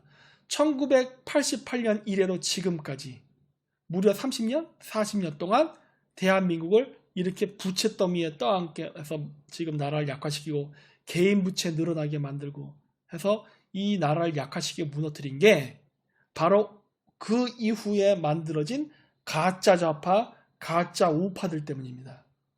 이들이 지금까지도 우리나라의 정치, 그 다음에 저 광화문에서 하는 집회, 모든 것들을 장악하고 유튜브까지 떠들면서 우리나라의 5천만 국민을 좌와 우, 저들이 만들어 놓은 프레임에 좌와 우에 집어넣고 정치 활동과 애국 활동이라고 세뇌를 시키고 있는 거예요. 거짓말인데. 야, 내가 이런 얘기를 유튜브에서 했으면 어떤 일이 벌어질 뻔했습니까? 무서웠겠죠. 그쵸? 갓해버리잖아. 내가 이런 얘기가 나올 차례였거든. 야, 근데 여러분 이상하잖아요? 아니, 내가 지금 얘기하는 건 뭐예요? 여러분 좌우 싸우지 마세요라는 얘기를 하는 거예요. 그쵸? 여러분 좌우 싸우지 마세요. 여러분들은 이용당하는 겁니다. 여러분들이 잘 먹고 잘 살고 행복하려면 좌우로 나누려고 하는 저들의 농간인질에 속지 말고 여러분들의 국익과 여러분들의 이익을 위해서 이용당하지 마세요. 얼마나 건전하고 정상적인 얘기입니까? 근데 이 이야기를 못하게 막습니다. 그리고 그래, 흰박스는 전라도를 욕했다. 그래, 욕했다. 어쩔래? 하는 거예요. 너희들이 계속 끊임없이 이런 식으로 외국의 하수인이 돼가지고 우리나라를 분열시키고 계속 약화시키는 거를 그럼 칭찬을 하란 말이야? 뭐 어디 뭐 또 뭐 유공자 만들고 뭐 이런 거 해갖고 뭐 돈 갖다 세금 퍼주고 이런 거 찬성하라고? 난 못해. 나는 못해 그런 거. 말도 안 되는 거 아니야. 그런 거 찬성하라고. 그런 거 찬성하면 개념이 있는 지식이 되고 그거를 비판하면 극우주의자가 되는 거야? 차라리 극우주의라 불릴지언정 그 짓은 못한다예요. 왜? 이거는 말이 안 되는 소리잖아. 제3자의 시각으로 바라봐. 이게 제대로 된 이게 정치인가? 이게 제대로 된 시민의식인가? 이건 문제 많잖아. 말도 못하게 하려고 하죠. 입을 막으려고 하죠. 그런 자들이 존재하니, 우글우글하니 우리나라가 멀쩡할 수 있겠습니까? 다 망했지. 아이고. 그렇죠? 자, 그래서 박 대통령은 취임 첫 해인 지난 2014년 8월 15일 광복절 축사에서 고려 말의 대학자 이암 선생은 나라는 인간에게 있어 몸과 같고 역사는 홍과 같다 말했다. 이 내용이 환단고기에 나옵니다. 그래서 이 환단고기의 내용을 인용했다고 해서 좌파들이 환빠라고 하는 거예요. 박근혜를. 환단고기는 전두환 군사정부 시절 1980년대 대표적인 베스트셀러였다. 응? 이렇게 한 거예요. 보이십니까? 네. 이렇게 되는 겁니다. 이렇게. 그래서 환단고기를 싫어합니다. 싫어했습니다. 말 바꿀게요. 싫어했습니다. 지금은 환단고기를 얘네들이 좋아하는 거 있죠. 성역화, 신격화. 얘네들 그런 거 좋아하잖아. 성역화, 신격화. 환단고기는 전두환 때 만들었다. 다 알아. 문제는 뭐다? 요즘 젊은 세대들이 모릅니다. 요즘 젊은 세대들 중에도 환단고기라는 책을 보는 사람들이 있어요. 근데 이런 애들은 이 배경까지는 몰라. 환단고기가 어떻게 세상에 나왔는지에 대한 배경을 몰라요. 그러면서 신격화하면서 어떻게 되냐? 종교화됩니다. 환단고기를 연구하는 사람들이 종교화돼요. 내가 제일 경계하는 거랬죠. 제일 경계하는 거. 종교화가 됩니다. 근데 문제는 뭐다? 환단고기를 종교화하는 사람들 중에 상당수가 좌파예요. 좌파. 그리고 여기에도 마찬가지로 전라도 사람들이 너무 많습니다.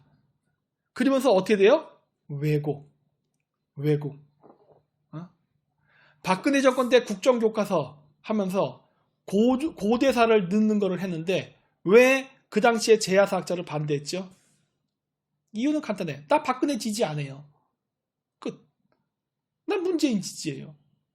뭔 소리 하는 거야 도대체. 여러분, 어떤 국위에 관련된 정책을 실현하기 위해서 자기가 좋아하던 자기가 싫어하던 뽑힌 지도자 정권 하에서 일을 하면 안 됩니까? 생각해 보세요. 평생의 수건이었어. 평생의 수건. 그거를 하겠대 정부에서. 근데 여러분들은 내가 뽑은 사람 아니었으니까 저 새끼 저거 하는 거 못하게 방해해야지. 그게 정상일까요? 아니면 나 저 사람 안 뽑았는데 저 사람이 그거 한다니까 원래 하고 싶었던 거 아니야. 그래 도와서 하자. 이게 정상일까요? 어느 쪽이 정상일까요? 여러분 생각해 보세요. 두 번째 아니에요? 어쨌든 여러분은 대한민국 국민이잖아.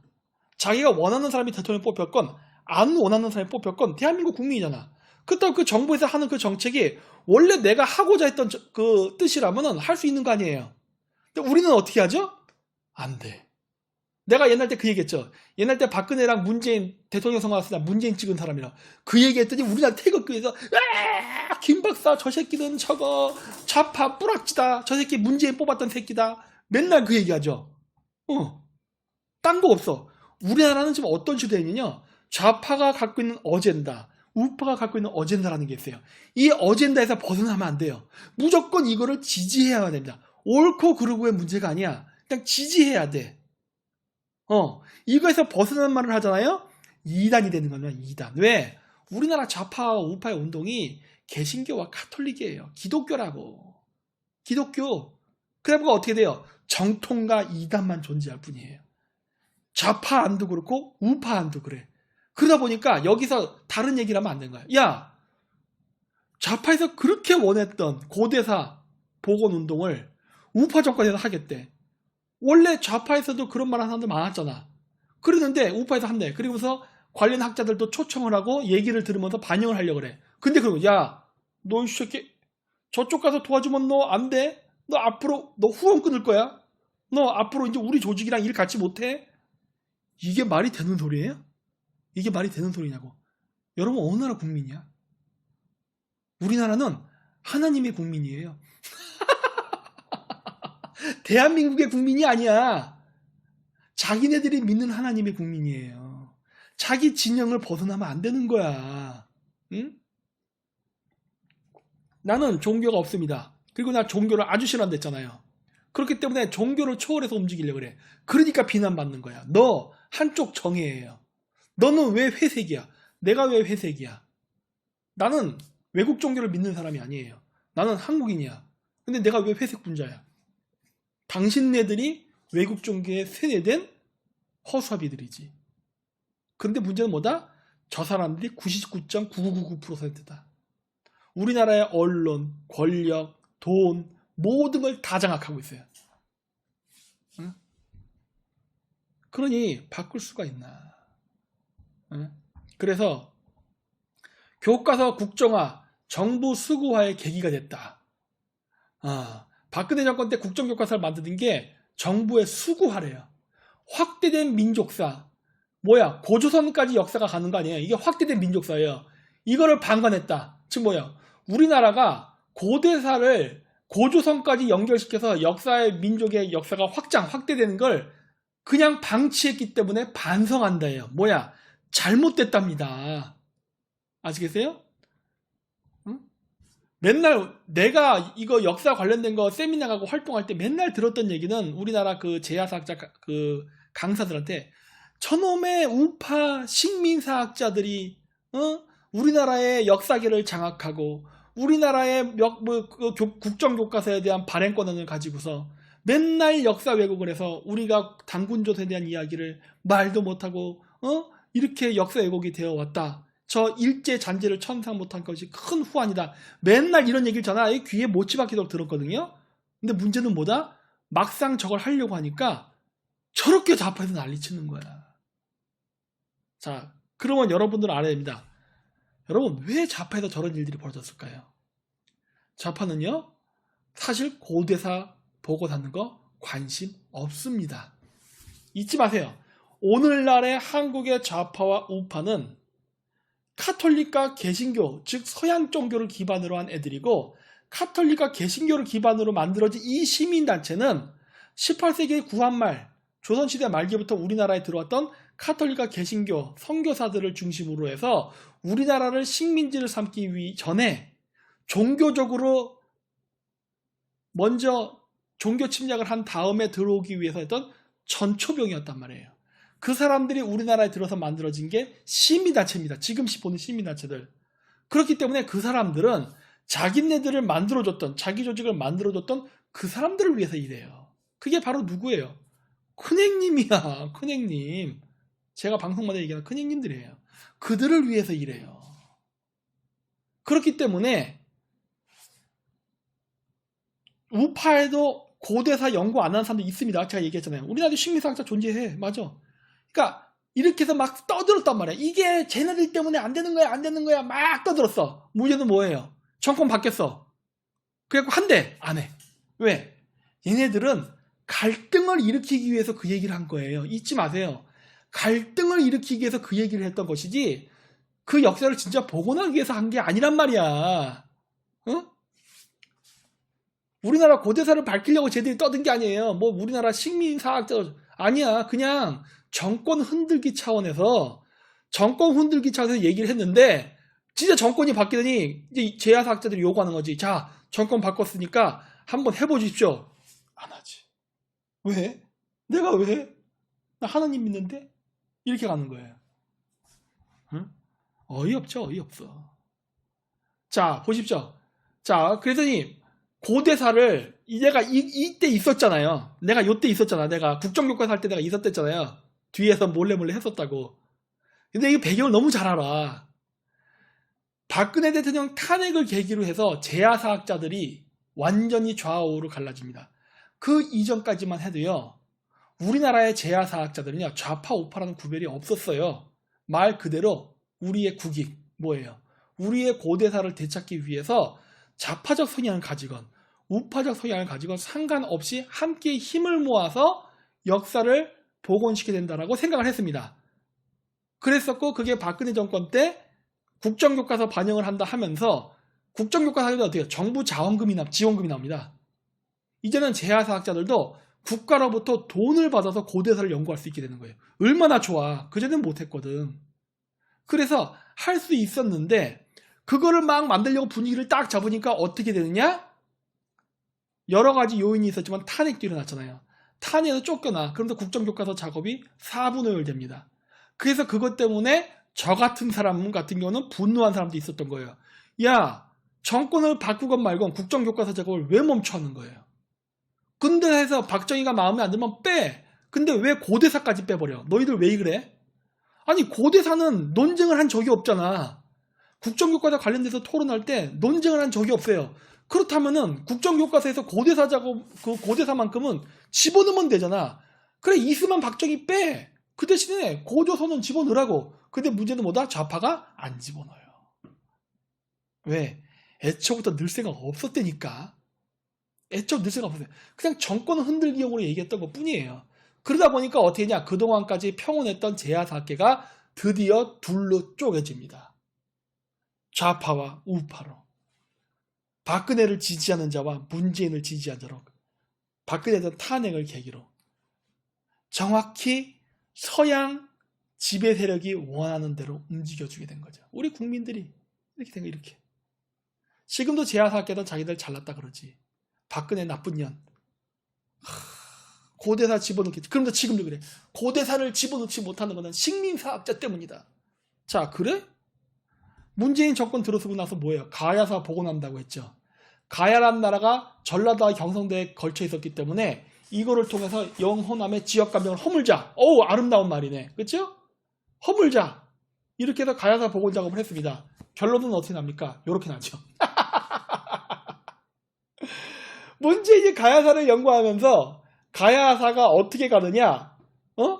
임나 일본부를 공인하는 쪽으로 갑니다. 네? 뭐 이런 경우가 하나 있어. 그게 문재인 정권 때 한 거예요. 여러분 이거 아십니까? 이거 모르는 사람 정말 많아요. 이거 모르는 사람 정말 많아 우리나라에. 나도 옛날에 그래서 비판 많이 했어요. 아니 가야사는 어쨌든 우리 땅 안에 있는 거 아니야. 뭐가 됐든 지금 잃어버린 역사, 잃어버린 고토 회복을 위해서 중국의 동북공정에 대항해서 만주에 대한 역사를 얘기해야 될 판에 웬 가야사? 더 남쪽으로 내려가네? 누구를 겨냥해서? 일본 아니야. 그래갖고 나는 처음에 가야사를 이용해가지고 한일 관계를 갈등을 시킬 줄 알았어요. 왜? 가야라는 나라가 한반도 남부와 일본 서부를 지배했거든. 해상왕국 국가라서 이 남부 해안 국가를 지배하던 해상왕국 국가예요. 그래서 가야사를 복원을 시키게 되면은 일본 천황가의 뿌리가 가야에서 왔다는 게 드러납니다. 그래서 처음에는 저는 문재인 정권이 그거 하려고 하는 줄 알았어. 그거 하려고. 그래서 야, 얘네들 가야사를, 그러니까 고대사라는 거를 연구 안 할 수가 없어. 왜? 제야사학자들이 그러더. 아니 박근혜 정권 때 했던 가야사, 고대사 어떻게 되는 겁니까? 왜냐? 문재인 정권 때 그랬거든요. 고대사 연구할 수 있게 해준다고. 고대사 연구할 수 있게 해준다고. 왜? 박근혜 정권 때 정부에서 자금까지 대주면서 고대사 해줄 거라 해서 제야사학계도 잔뜩 기대에 부풀어 있었거든요. 근데 그게 탄핵으로 날아갔잖아. 그랬을 때 많은 제야사학자들이 쳐다봤다고. 문재인 정권을 어떻게 할 거냐. 국정교과에서 다 빼버렸잖아. 쳐다봤다고. 야, 너 지지해줬는데 어떻게 되는 거야? 그러니까 어떻게 됐어? 고대사 연구합니다. 환영. 가야사입니다. 이렇게 되면 가야사. 고조선 역사가 아니라 가야사. 그래서 나는 그때 당시에 이걸 한일 관계를 갈등시키기 위해서. 근데 그게 아니라 나중에 알고 보니까 정부의 자금은 받았습니다. 정부의 자금을 지원받아서 가야사를 복원했더니 결국 했다는 게 뭐냐? 임나 일본부가 한반도에 있었다는 것을 인정하는 쪽으로 만들어버립니다. 대단하죠, 문재인? 근데 여러분 잊지 말아야 됩니다. 제가 옛날 때 얘기했잖아요. 문재인 친일파라고. 내가 옛날 때 문재인 정권 때도 그 얘기했어요. 아니 박사님, 문재인은 종북주의자야지요. 친중 사대주의자죠. 맞아요. 그것도 틀린 말은 아니야. 근데 내가 얘기했잖아요. 저 새끼 저거 친일파다. 왜? 일본 조우라고 자꾸 일을 하지 않냐. 일본 조우라고. 그 똥을 지금 윤석열 정권에서 지금 다치고 있는 거 아니에요. 일본 조우라고. 아니 이 짓을 왜 하냐 도대체. 근데 기껏 가야사 연구에 대놓고 지금 연구에서 발표된 내용이 뭐냐면요. 다라국이라고 있어요. 다라국. 다라국이 저쪽 지금 우리나라 저기 어디야? 한반도 남부 거기 있다고 얘기하고 있어요. 그 다라국이라는 얘기가 한반도에 붙이면 어떻게 되는지 아세요? 일본의 신공항우가 우리나라를 점령했다는 이야기가 되는 거예요. 왜 다라국 점령했다고 하거든. 신공항우가. 그럼 임나 일본부 사실이네? 이렇게 되는 거예요. 아니 이런 역사의 아이러니가 어딨어 세상에. 아니 자 보세요. 자, 여기 대한민국 교육부 공식 블로그에서 일본의 교과서 왜곡 중에 뭐가 들어있습니까? 임나 일본부설이에요. 임나 일본부설. 임나 일본부는 가짜다 라고 얘기한 겁니다. 근데 문제는 뭐예요? 문재인 정권이 기껏 정부 자금 들여서 가야사를 복원한다고 하더니 임나 일본부 진짜다 이 얘기를 하고 있는 거야.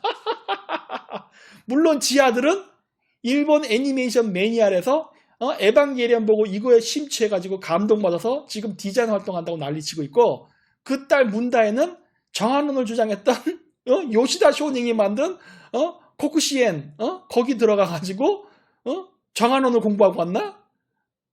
김정승 교사 일본 다도에 미쳐있고 다 친일파들 아니야. 결국 하는 짓이 뭐야? 결론은 기승전 반일이 아니라 기승전 친일로 가버렸네. 얘네들은 도대체 친일에 친미에 친북에 친주에 뭐야? 아이덴티티가 뭐야? 우리나라 우파에서는 문재인이 친미 행위를 하는 거나 친일 행위 하는 거에 대해서 말을 안 합니다. 왜? 진영 논리상 그거 얘기하면 안 돼. 그냥 문재인은 빨갱이 종북주의자야만 되는 거예요. 친중 친북주의자. 그거까지만 얘기해야 돼. 문재인이 친미와 친일을 한다는 얘기를 하면 안 돼. 응? 좌파 진영은 반대로 얘기하고. 이렇게 되는 거라고. 보이십니까? 우리나라 정치가 이렇게 움직인다는 거예요.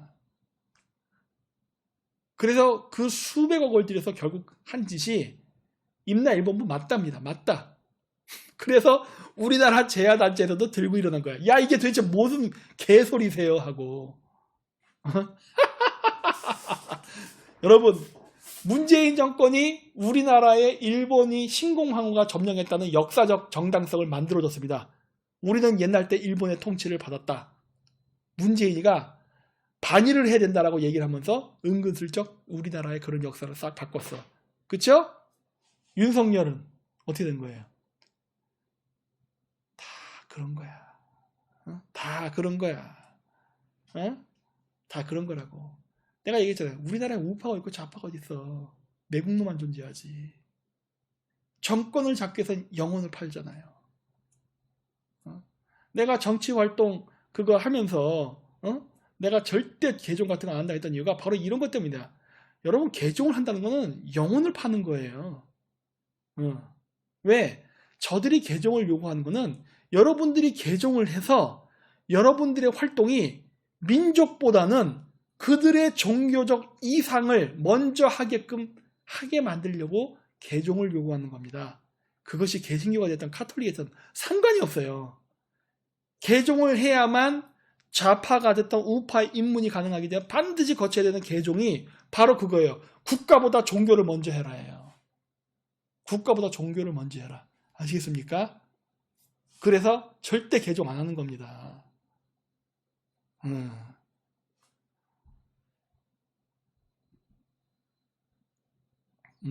자, 그래서 이것도 마찬가지. 환단국이 신봉자와 함께하는 더불어신민당. 틀린 것은 틀렸다고 해야 한다. 자, 보세요. 다 좌파들이 다 이렇게 얘기하잖아.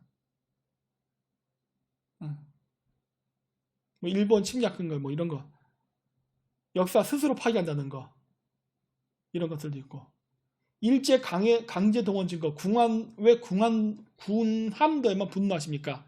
등등 이런 식으로 얘기해서 우리나라가 고대사를 왜곡한다는 것을 얘기하는 겁니다. 네. 그리고 일제가 한반도를 총알바지로 쓰려 했다. 이런 것들도 다 숨깁니다. 누가? 우리 문재인 정권. 그래서 제가 얘기할 겁니다. 여러분, 우리나라의 친일파, 그러니까 좌파들이 여러분 반미 반일주의자 아니라는 얘기를 내가 자꾸 하는 거예요. 여러분, 좌파들 친일주의자입니다. 잊지 마세요. 내가 얘기했잖아. 민주당의 뿌리를 잊지 말라니까. 역사를 잃은 민족에게 미래가 없다며 뿌리를 찾아보세요. 지금 민주당의 뿌리가 한민당이잖아. 한국민주당, 한민당이 어떻게 만들어져요? 이승만을 중심으로 한 뼛속까지 친미당, 자유당. 이 자유당이 생겼을 때 그때 일제에 충성을 했던 부역 세력들이 있습니다. 내가 있잖아. 전라도를 중심으로 했던 바로 지주계급들. 친일을 했던 지주계급들이 돈이 많잖아. 옛날 평야지대에서 돈 나왔으니까. 쌀. 얘네들이 이승만이 했던 토지개혁. 이승만이 왜 토지개혁을 했습니까? 그것도 일종의 친일청산이에요. 왜? 일제에 부역해먹은 놈들 경제 기반을 뿌리 뽑으려면 어떻게 돼요? 그들이 갖고 있는 경제 기반인 토지를 뺏어야 된단 말이야. 이승만이 했던 토지개혁으로 누가 피해를 봅니까? 우리나라에서 가장 평화가 많은 지역, 바로 전라도와 충청도. 물론 경기도도 있어요. 이렇게. 이쪽 사람들. 그들과 그 분개한 사람들이 만든 게 한민당이에요. 그렇죠? 한민당. 그래서 한민당이 만들어집니다. 그 한민당의 뿌리가 지금의 민주당이잖아요. 그러니 얘네들 친일을 또 하네. 역시 사람은 안 바뀌어. 역시 사람은 안 바뀌는 거야. 문재인이 입으로만 반일을 외쳐도 실질적으로는 다 친일이야. 가야사 복원한다고 해서 임나 일본부 인정하는 역사 복원시켜. 지금도 하고 있어요. 유네스코 등록시키려고 합니다. 알고 계세요? 응? 지금 문재인 정권 때 복원한 가야사 있잖아요. 그 유네스코에 등록시키려고 해요. 유네스코에다가 정식으로 일본이 임나 일본부를 만들어서 우리를 식민지배했다는 거를 유네스코에 등록시키고 있는 거예요, 지금. 놀랍죠, 놀라워. 그래도 나는 나 진짜 이런 거 보면은 진짜 역사를 잃은 민족에게 미래는 없다며. 그래서 제가 얘기하는 거예요. 우리나라 미래가 없다고. 왜? 역사를 잃어버렸잖아. 역사를 모르잖아. 역사를 몰라요. 미화에만 집중해. 미화. 우리나라 한당국의 탄생의 배경은 아름답지 않아요. 아름답지 않다고. 있는 사실을 보라고. 있는 사실을. 그렇습니다. 자, 그래서 어쨌든 오늘 여기까지만 해서 보여드립니다. 여러분, 우리나라 고대사를 복원하지 않고 파괴한 사람들이 우파에만 있다고 생각하면 절대 안 된다는 거예요. 오늘은 좌파 위주로 많이 이야기했습니다. 왜? 여러분들의 인식 속에는 고대사 파괴는 우파가 한다고 생각하기 때문에 그런 거예요. 아니에요. 제가 얘기했잖아요. 좌우가 동시에 타라고 있다. 그들이 하는 이러한 배경에는 기독교라는 종교가 있다까지 얘기한 겁니다. 그래서 안 합니다. 절대 안 해요. 아니, 성경 자체가 아담과 이브가 6,000년 전에 만들어졌다는데, 진흙으로. 인류가 6,000년 전에 아담과 이브가 하나님에서 진흙으로 만들어졌다며. 근데 한당공예를 인정하게 되면은 아담과 이브가 신에 의해 창조되기 전에 우린 이미 나라가 존재했던 겁니다. 여러분, 그걸 기독교가 받아들일 거라 생각하세요? 지금 미국에서 어때요? 주라기 공룡시대 있잖아요. 이 공룡시대도 뭐라 그래요? 아담과 이브가 생긴 다음에, 그러니까 주라기 시대도 6,000년 안에 있다고 지금 다 뻥치고 있잖아, 지금. 삼엽충 다니고 하는 이런 시대. 이런 것도 다 6,000년 안에 다 압축해서, 집어넣으려고 하잖아, 지금. 지구는 평평하고. 이러고 있다고. 이러니, 왜 한당고기를 쟤네들이 반대하는가를 알 수가 있는 겁니다. 성경 교리에 어긋나요. 개신교 입장에서 보든 카톨릭 입장에서도 보든. 그래서 우리나라 좌파가 됐든 우파가 됐든 다 반대한 이유가 이것 때문입니다. 우리나라의 오늘날의 좌파 우파. 옛날의 우파는 카톨릭도 아니고 개신교도 아니었기 때문에 가능했던 거예요. 가능했던 거야. 그때는 가능했어. 지금은 없잖아요. 우리나라 우파에 불교가 있나 지금? 우리나라 오늘날 불교도는 다 좌파된 것 같은데. 없어요. 좌파가 되는 것까지는 좋아. 좌파가 되는 것까지는 좋은데 왜 우리의 고대사를 밝힐 의지가 없냐고. 그리고 왜 이런 현상에 대해서 그냥 입을 다물고 있냐고. 왜? 돈. 그러니까 내가 얘기하는 거예요. 아휴, 진짜 안타깝다. 자, 어쨌든 그래서 이걸로 오늘 방송의 강의 주제는 다 마쳤습니다. 자, 어디 티르님 계십니까? 나오라 오바. 네, 수고하셨습니다. 네, 어디 추가해서 방송할 내용들이 있습니까?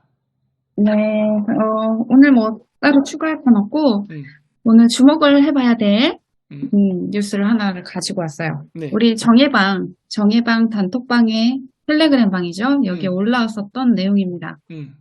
이게 제가 얘기를 했었던 건데 근본이제에 대해서 얘기를 했었잖아요. 아, 그렇죠. 근데 근본이제에 대한 법안이 발의가 됐다고 하네요, 미국에서. 화면 보이시나요? 네. 네.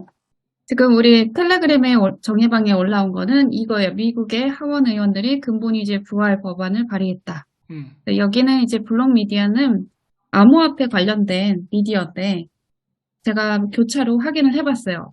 야후에도 요게 떴고 다른 매체에도 떴습니다. 그래서 요거는 한글로 이렇게 번역을 바로 해놓은 건데 실제로 법안이 발의된 상태예요. 지금 현재 하원은 누가 장악을 하고 있죠? 민주당. 공화당입니다. 아, 공화당 맞아. 바뀌었지, 맞아. 예. 더군다나 메카시 의원이 하원 의장이 되면서 공화당의 트럼프 세력이 지금 장악을 하고 있어요. 네. 그런데 지금 되게 재밌게도 근본이제로 논의가 이제 시작이 된다라는 것이 보이는 거죠. 포착이 되는 거죠. 일전에 작년에 초에 러시아가 우크라이나 침공을 한 뒤에 근본이제를 하려고 했었어요. 금에다가 일정 루블화를 고정하는 것. 그것이 바로 근본이제입니다. 근데 그거를 하려고 했다가 금에 대한 모든 이제 거래에 대한 제한이 걸리고 하면서 여러 가지 경제 제재를 받고 하면서 이게 무위로 돌아갔죠. 실질적으로 러시아에 있었던 국민들이 전쟁이 나면서 전부 다 달러 사재기하고 비트코인 사재기하고 하면서 아수라장이 된 상황에서 근본이제를 한다라고 하니까는 고정을 시킨다고 하니까는 금을 이걸 악용을 하는 사례가 나타났기 때문에 제대로 돌아가지가 않았어요. 시도를 했지만 금방 한 2주 만에 이게 무산이 됐습니다.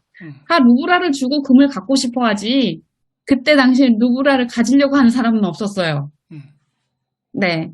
그리고 나서 그 얘기를 제가 나중에 하면서 한 몇 달 정도 뒤에 얘기를 했었죠. 그리고 수상한 그 상하이 움직임들, 그리고 연준의 금 매입, 그리고 중국의 끝없는 중국과 러시아와 그리고 인도의 끝없는 금 매입, 이걸 탈달러를 하기 위한 움직임이라고 했는데 이것, 그리고 JP모건이 10년 이상을 은을 매입하고 있는 것들, 이 모든 정황들을 이제 방송에서 뭐 이것저것 얘기를 계속 스토리를 풀어가면서 얘기를 했는데 결국에는 이 사람들이 디지털 화폐로 가려고 한다면 그 화폐를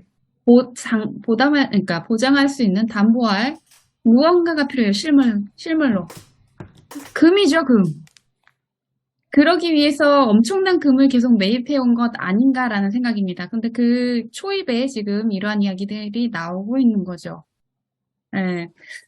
저는 그래서 지금 뭐 달러의 위상이 떨어진다, 뭐 이런 얘기 막 나오잖아요. 달러 가치 하락 막 얘기 나오잖아요. 물론 지금은 달러가 강세에서 한풀 꺾인 상태이긴 합니다만 지금같이 인도나 또는 아랍에미리트나 사우디나 중국이나 기타 권위주의 국가들 그쪽 라인이 야, 우리 탈달러로 에너지 거래하자, 석유 거래하고 가스 거래하자 이 움직임으로 가고 있기 때문에 그러한 얘기가 나올 수 있습니다만 제가 이거 양분화 된다고 했잖아요. 권위주의 국가 쪽에서도 탈달러를 하면서 디지털 화폐를 지금 하고 있고 도입이 되고 있습니다. 이 CBDC라는 건 센트럴 뱅크 커런시, 디지털 커런시예요. 그래서 중앙은행에서 발행하는 암호화폐라는 뜻이에요. 근데 디지털 상의 화폐. 그런데 이게 변동성이 있어서 그 자체가 지금의 비트코인이나 이더리움 같이 변동성이 있어서 투자 상품으로서의 가치는 없습니다. 그냥 1대1이에요. 지금 전자상에 사실 우리가 통장에 찍혀있는 1원들, 뭐 2원들, 1,000원, 만원 이것과 다를 게 없어요. 사실은 우리가 느끼기에는 감흥이 별로 없다는 얘기입니다. 네, 그것과 별반 차이는 없는데 지금은 엄청난 요게 사실은 블록체인상에서 이루어지게 되고 모든 중앙은행이 요걸로 바뀌게 된다라고 하면 CBDC를 하게 된다면 엄청난 화폐 개혁인 거죠. 그리고 이 자신들의 이 화폐의 가치를 담보하기 위해서 너도 나도 경쟁을 할 게 분명하고 공격을 할 것도 분명합니다. 지금 에너지에 이렇게 고정해 놓은 달러를 프로 헤쳐서 한쪽이 파일을 어느 정도 가져갔어. 이쪽에서도 디지털 블록체인 상의 디지털 화폐를 활성화시키고 있고, 저쪽에서도 미국에서 미국 디지털 달러를 지금 발행을 하려고 준비를 다 마쳤지 않습니까? 근데 이 상태에서 달러의 그런 가치는 뭘로 보장할 것인가가 지금부터 대두되는 것입니다. 요거. 지금 암호화폐가 시행되기 이전에 이미 달러가 외부로부터 이러한 공격을 받았을 때 무엇으로 담보할 것인가라는 얘기가 슬슬 나오면 그걸 위해서 조치를 하게 될 거예요. 사람들의 명분도 갖기가 쉽죠. 그럼 여기서도 이야기를 할 수 있는 거는 결국은 금본위제밖에 없어요. 금본위제라고 했지만 금은본위제가 돼야지 이게 여기서 또 가치가 금은의 가치가 비트코인처럼 더 뻥튀기가 돼야 되죠. 지금도 과거부터 지금까지 엄청난 상승이 있었지만 이거보다 더 가치가 뻥튀기가 돼야 된다는 얘기예요. 그래서 그런 작업이 앞으로도 이루어지지 않을까 싶습니다. 뭐 뻥튀기가 되기 전에 금은본위제를 하려면 경기가 엄청나게 축소가 돼야 된다라고 봐요, 저는. 그렇다는 얘기는 계속 쭉쭉쭉 쥐어짠다는 얘기죠, 사람들을.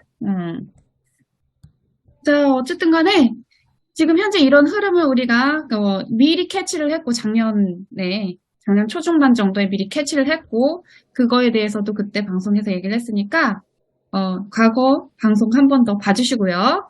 광고도 꼭 많이 봐주시고요. 저희 아까 초입에 박사님께서 홍보해주신 몽로메이슨 네이버 스마트 스토어도 많이 이용을 해주세요. 거기서 카드 결제가 할부가 지원이 되니까 혹시라도 할부 결제를 필요로 하신 분들, 카드 결제 필요하신 분들은 그쪽에서 이용을 해주시면 됩니다. 자, 우리는 정말 시대적으로 굉장히 큰 변화를 하고 있는 순간에 있어요. 다들 많은 영감을 얻으시고 방향성을 파악을 하시고 좋은 대비를 하셨으면 좋겠습니다. 그리고 우리 역사적으로 대비를 하는 것도 상당히 중요해요. 저는 그래서 한미일 삼각 공조가 삼각 동맹으로 가게 될 것이라는 얘기는 전에도 몇 번 언급을 했었는데 이미 이건 삼각 동맹이에요. 그리고 우리는 그렇게 해야지만 합니다. 이것도 반일 파리를 하는 사람들한테 댓글이나 뭐 여러 가지로 많이 이야기를 해주세요. 왜냐면 현재 우리나라가 북한의 위협으로부터 공격을 받게 되었을 때 아쉬운 건 지원을 해줄 수 있는 건 북중러는 위에 뭉쳐 있잖아요. 지원을 해줄 수 있는 건 사실 누구겠습니까? 위에 있는 사람들은 우리 공격할 사람밖에 안 돼요. 최소한 트럼프가 당선이 된다고 해도 러시아는 배제할 수 있어도 중국은 개입을 할 겁니다. 그렇다면 우리 뒤에서 서포트해주고 지원해줄 수 있는 거는 일본밖에 없어요, 미국하고. 근데 미국도 전선이 여러 개로 나눠져 있으면 부담이 될 때 가장 크게 우리가 힘을 받을 수 있는 건 일본밖에 없습니다. 심지어 우리는 문화적으로도 그동안 많은 영향을 받았고 산업적으로도 많은 긍정적인 영향을 얻었고 자본이 지금 들어와서 우리가 지탱하고 있어요. 일본 자금이. 솔직하게 까놓고 얘기해서 일본 자금 여기서 빠지면 우리는 망합니다. 그거를 막고 있는 건 우리가 한미일 삼각 공조 상태를 유지하고 있기 때문인데 여기서 동맹으로까지 간다면 더 큰 힘을, 지지를 얻을 수 있겠죠. 그래서 많은 분들이 이 부분을 부각을 해서 우리가 어떻게 보면은 트렌드를 만들어야 된다. 한미일 삼각공조 역사적인 어떠한 연대를 갖는 것들, 연결점을 다시 찾아서 복원하는 것들. 그래서 우리 박사님의 활동이 얼마나 중요한지 여러분들도 느끼실 겁니다. 네, 더 많은 사람들한테 느낄 수 있도록 공유도 많이 해주시고 저희는 객관적인 자료들을 많이 이제 보여드리니까 그 객관적인 자료들도 많이 활용을 해주세요. 그렇죠. 네. 네. 선생님. 맞아요. 음. 안승민님, 네, 잘 대처하면 신흥 부자들이 많이 나온다고 봐야죠. 맞습니다. 맞아요. 네. 네, 맞아요. 그리고 근본이제를 대비한다면 금반지, 금목걸이 등이 아니고 금괴를 가지고 있어야 합니까? 하셨는데 그 주얼리가 아니라 금괴가 그래도 맞죠. 그리고 금괴도 아마 나중에 가서는 관리를 좀 엄격하게 할 거예요. 그 러시아산은 석유도 이번에 제한한 바 있듯이 러시아산 금도 그때도 제한을 했어요. 그래서 금의 출처가 명확해야 됩니다. 만약에 가지고 있어야 된다면. 맞아요. 물론 이제 온라인상에서 투자하는 것들, 이런 것들에 대해서는 뭐 굳이 출처를 따질 필요는 없지만 만약에 금괴를 가지시고 하시는 분이 있다면 그렇죠. 우리 팬들 분들 중에는 금괴를 실제로 매매하시는 분들이 있더라고요. 돈 많네. 네. 그래서 지난번에 좀 됐는데, 그래서 꽤 파르셨더라고요. 꽤 파르시고, 뭐 일부는 들고 계시고 한다고. 음, 그래서 뭐 금에 대해서는 직접 투자를 하시는 분이 있다면 금반지하고 뭐 목걸이 이런 거는 출처 불분명하잖아요. 네, 금괴가 당연히 맞겠죠. 가치를 유지하려면. 자, 저는 여기까지 이야기를 마치도록 하겠습니다. 네, 그렇군요. 감사합니다. 자, 네, 그래서 어쨌든 중요한 거는 뭐냐, 우리는 지금 격변기에 살고 있다는 것이고, 자, 지금 우리나라에서 이렇게 아까도 봤듯이 우리나라에서 기존에 여러분이 생각했던 좌파는 반미주의, 반일주의잖아요. 지금 내가 오늘 얘기했지만 아니라는 거 또 얘기했죠. 쟤들 친일적이고 친미주의적인 성향을 갖고 있다. 자, 왜 그러냐면은 어쨌든 그렇습니다. 오늘날 우리가 여러분들이 좌파나 우파라고 보는 사람들은 한국을 생각하지 않아요. 자기네들의 조직을 위해 충성합니다. 자기네들의 조직, 소속된 데를. 따라서 국익이 어떻게 되든 쟤들은 상관없어요. 그냥 자기네 진영이 이기면 되는 거야. 이기고 권력을 잡고 부귀영화를 누리면 돼요. 자, 잘 생각해 보세요. 지금 여러분 저희 국민의당 같은 경우는 이재명 지금 뭐 감옥에 가네 안 가니 지금 난리치고 시끌벅적 하잖아요. 지지율도 많이 민주당 떨어지고 있고, 어떻게 보면은 국민의힘당은 절호의 기회입니다. 아닌가요? 어떻게 보면은 다음번 선거 때 이길 수 있는 절호의 기회인데 쟤들 좀 무슨 짓 하고 있어요. 자기들끼리 뒤지게 싸우죠. 서로 권력 잡겠다고. 이거예요, 이거. 우리나라 정치인들은 좌우가 없어요. 지금 민주당도 마찬가지냐. 민주당도 지금 지들끼리 싸우느라 난리 났잖아요. 우리나라의 정치인들은 여러분이 생각하는 것처럼 국가의 미래나 장래를 위해서 일하지 않습니다. 그래서 내가 여러분한테 누구 정치인들을 갖다가 뭐 되면은 뭐 그 사람이 이 나라를 바꿀 수 있고 이런 생각하지 말라고 하는 거예요. 왜? 저런 사람들이 사는 곳이 지금 정치판이에요. 저런데 제정신 바뀐 사람 들어가면 어떻게 되는지 아십니까? 자살당합니다. 대표적인 사례가 노무현이죠. 그 얘기를 그래서 내가 못했네. 뭐냐면 그 박근혜 대통령 때 국정교과서 작업을 하다가 실패했다고 했잖아요. 근데 그 전에도 한번 고대사를 복원하고자 했던 적이 있었습니다. 그게 언제냐? 노무현 때예요. 여기 PPT 나 까먹었네. 노무현 때. 노무현 때 뭘 만드냐? 고구려 재단을 만듭니다. 노무현 대통령 때 중국 애들이 표면적으로 대놓고 동북공정을 하기 시작합니다.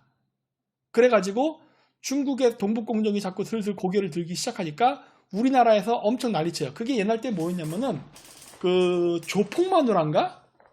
조폭마누라 1탄인가 2탄에 보면 맨 마지막 부분, 그 영화 맨 마지막 부분에 뭐가 나오냐면은, 야, 중국 애들이랑 이렇게 불법 그 전라도 깡패들이랑 거래를 하려고 하는데 지들끼리 싸우는 내용이 나와요. 그 내용이 뭐냐? 야, 중국 저놈들이 고구려가 중국사래. 그러니까 한국 깡패들이 아니 고구려가 중국사라고 우리 역사자면서 거기서 중국 깡패랑 두사부일체입니까? 네, 두사부일체 정정하겠습니다.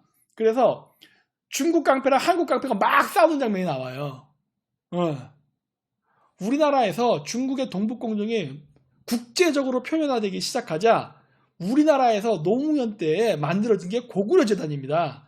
그래서 고구려 역사를 우리나라에 확실히 편입시켜야 되는 데서 만들어졌거든요. 그 고구려 재단이 해체됩니다. 아십니까? 인터넷 검색하면 나오긴 나올 거예요. 고구려 재단이 해체되고 그 다음 만들어진 게 뭔지 아십니까? 동북아 역사재단입니다. 순서가 그렇게 돼요. 애초에 고구려 재단은 고조선과 고구려 역사를 연구하겠다 만든 단체였는데 그 단체가 노무현 집권 기간 동안에 없어집니다. 아시겠어요? 놀랍죠? 그게 뭐 서울대 식민 우파 어쩌죠? 아니야. 좌파 내에서 바꾼 거예요. 우리나라 고대사는요, 좌우가 밝히길 원치 않아요. 늘 얘기합니다. 잊지 말라는 거예요. 우리나라의 어떤 진영도, 좌파 진영도 우파 진영도 고대사 밝히길 원치 않습니다. 단 좌파 소속이 됐던 우파 소속이 있는 순진한 사람들만 나는 문재인을 지지합니다. 나는 이재명을 지지합니다. 나는 뭐 윤석열 지지합니다. 이 소리 하면서 고대사를 연구하는 사람들은 있어요. 나 같은 일반 사람. 그러나 그렇게 누구를 지지한다면서 고대사를 연구하는 학자는 없습니다. 그러니까 교수는 없어요. 왜? 불가능하지. 밥 벌어먹기 힘들어요. 응? 여러분 대학 강단에 쓸 수가 없어. 고조선 얘기하면은 좌파 대학교가 됐든 우파 대학교가 됐든 밥 먹고 살 수가 없다니까. 그게 현실이에요.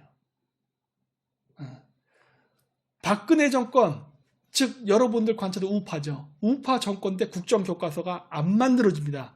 만들려고 했는데도 불구하고 좌파들의 반대와 우파들의 반대로 결국 실패해요. 박근혜 우파 정권 때. 노무현 좌파 정권 때에도 고구려재단이라는 걸 만들고 고대사를 복원하랬더니 우파의 반대자, 좌파의 반대자들의 압력으로 결국 굴복합니다. 그 뒤에 누가 있다. 큰형, 큰미국. 이 얘기 제가 할 거예요. 저 얘기를 내일 할 수 있으면 좋은데 내일 카지마 노르보로 한 단곡이 이거 얘기하거든요. 내일. 되면 하고 안 되면 비공 강의 때 할게요. 왜 그러느냐? 좋은 지적하셨어요. 맞아요.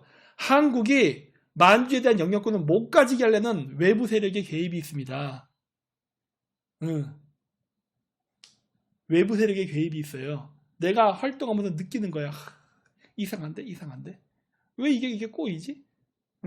반중침미 운동을 하면서도 미국 애들이랑 얘기를 하면 뭔가 이렇게 같이 가는 것 같은데 자꾸 뭔가 이렇게 돼. 이게 왜 이러지?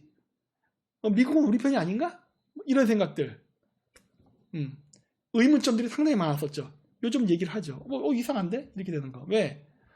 우리를 위해서 일하지 않죠. 쟤네들은 자기네들을 위해서 일하지. 너무 당연한 거 아니에요.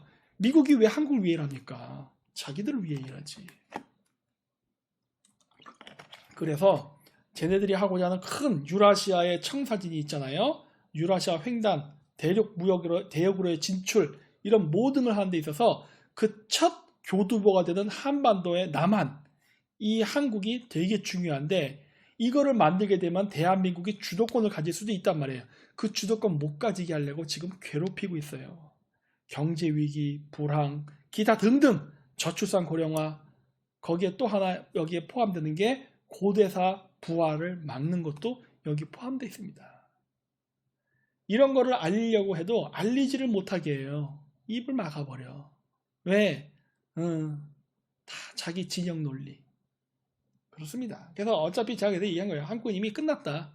국군이 끝났으니까 여러분들만 살아남으세요. 라고 얘기하는 거예요. 어차피 우리나라는 안 바뀐다. 대다수의 대중이 이런 생각을 갖고 있으니 불가능하다.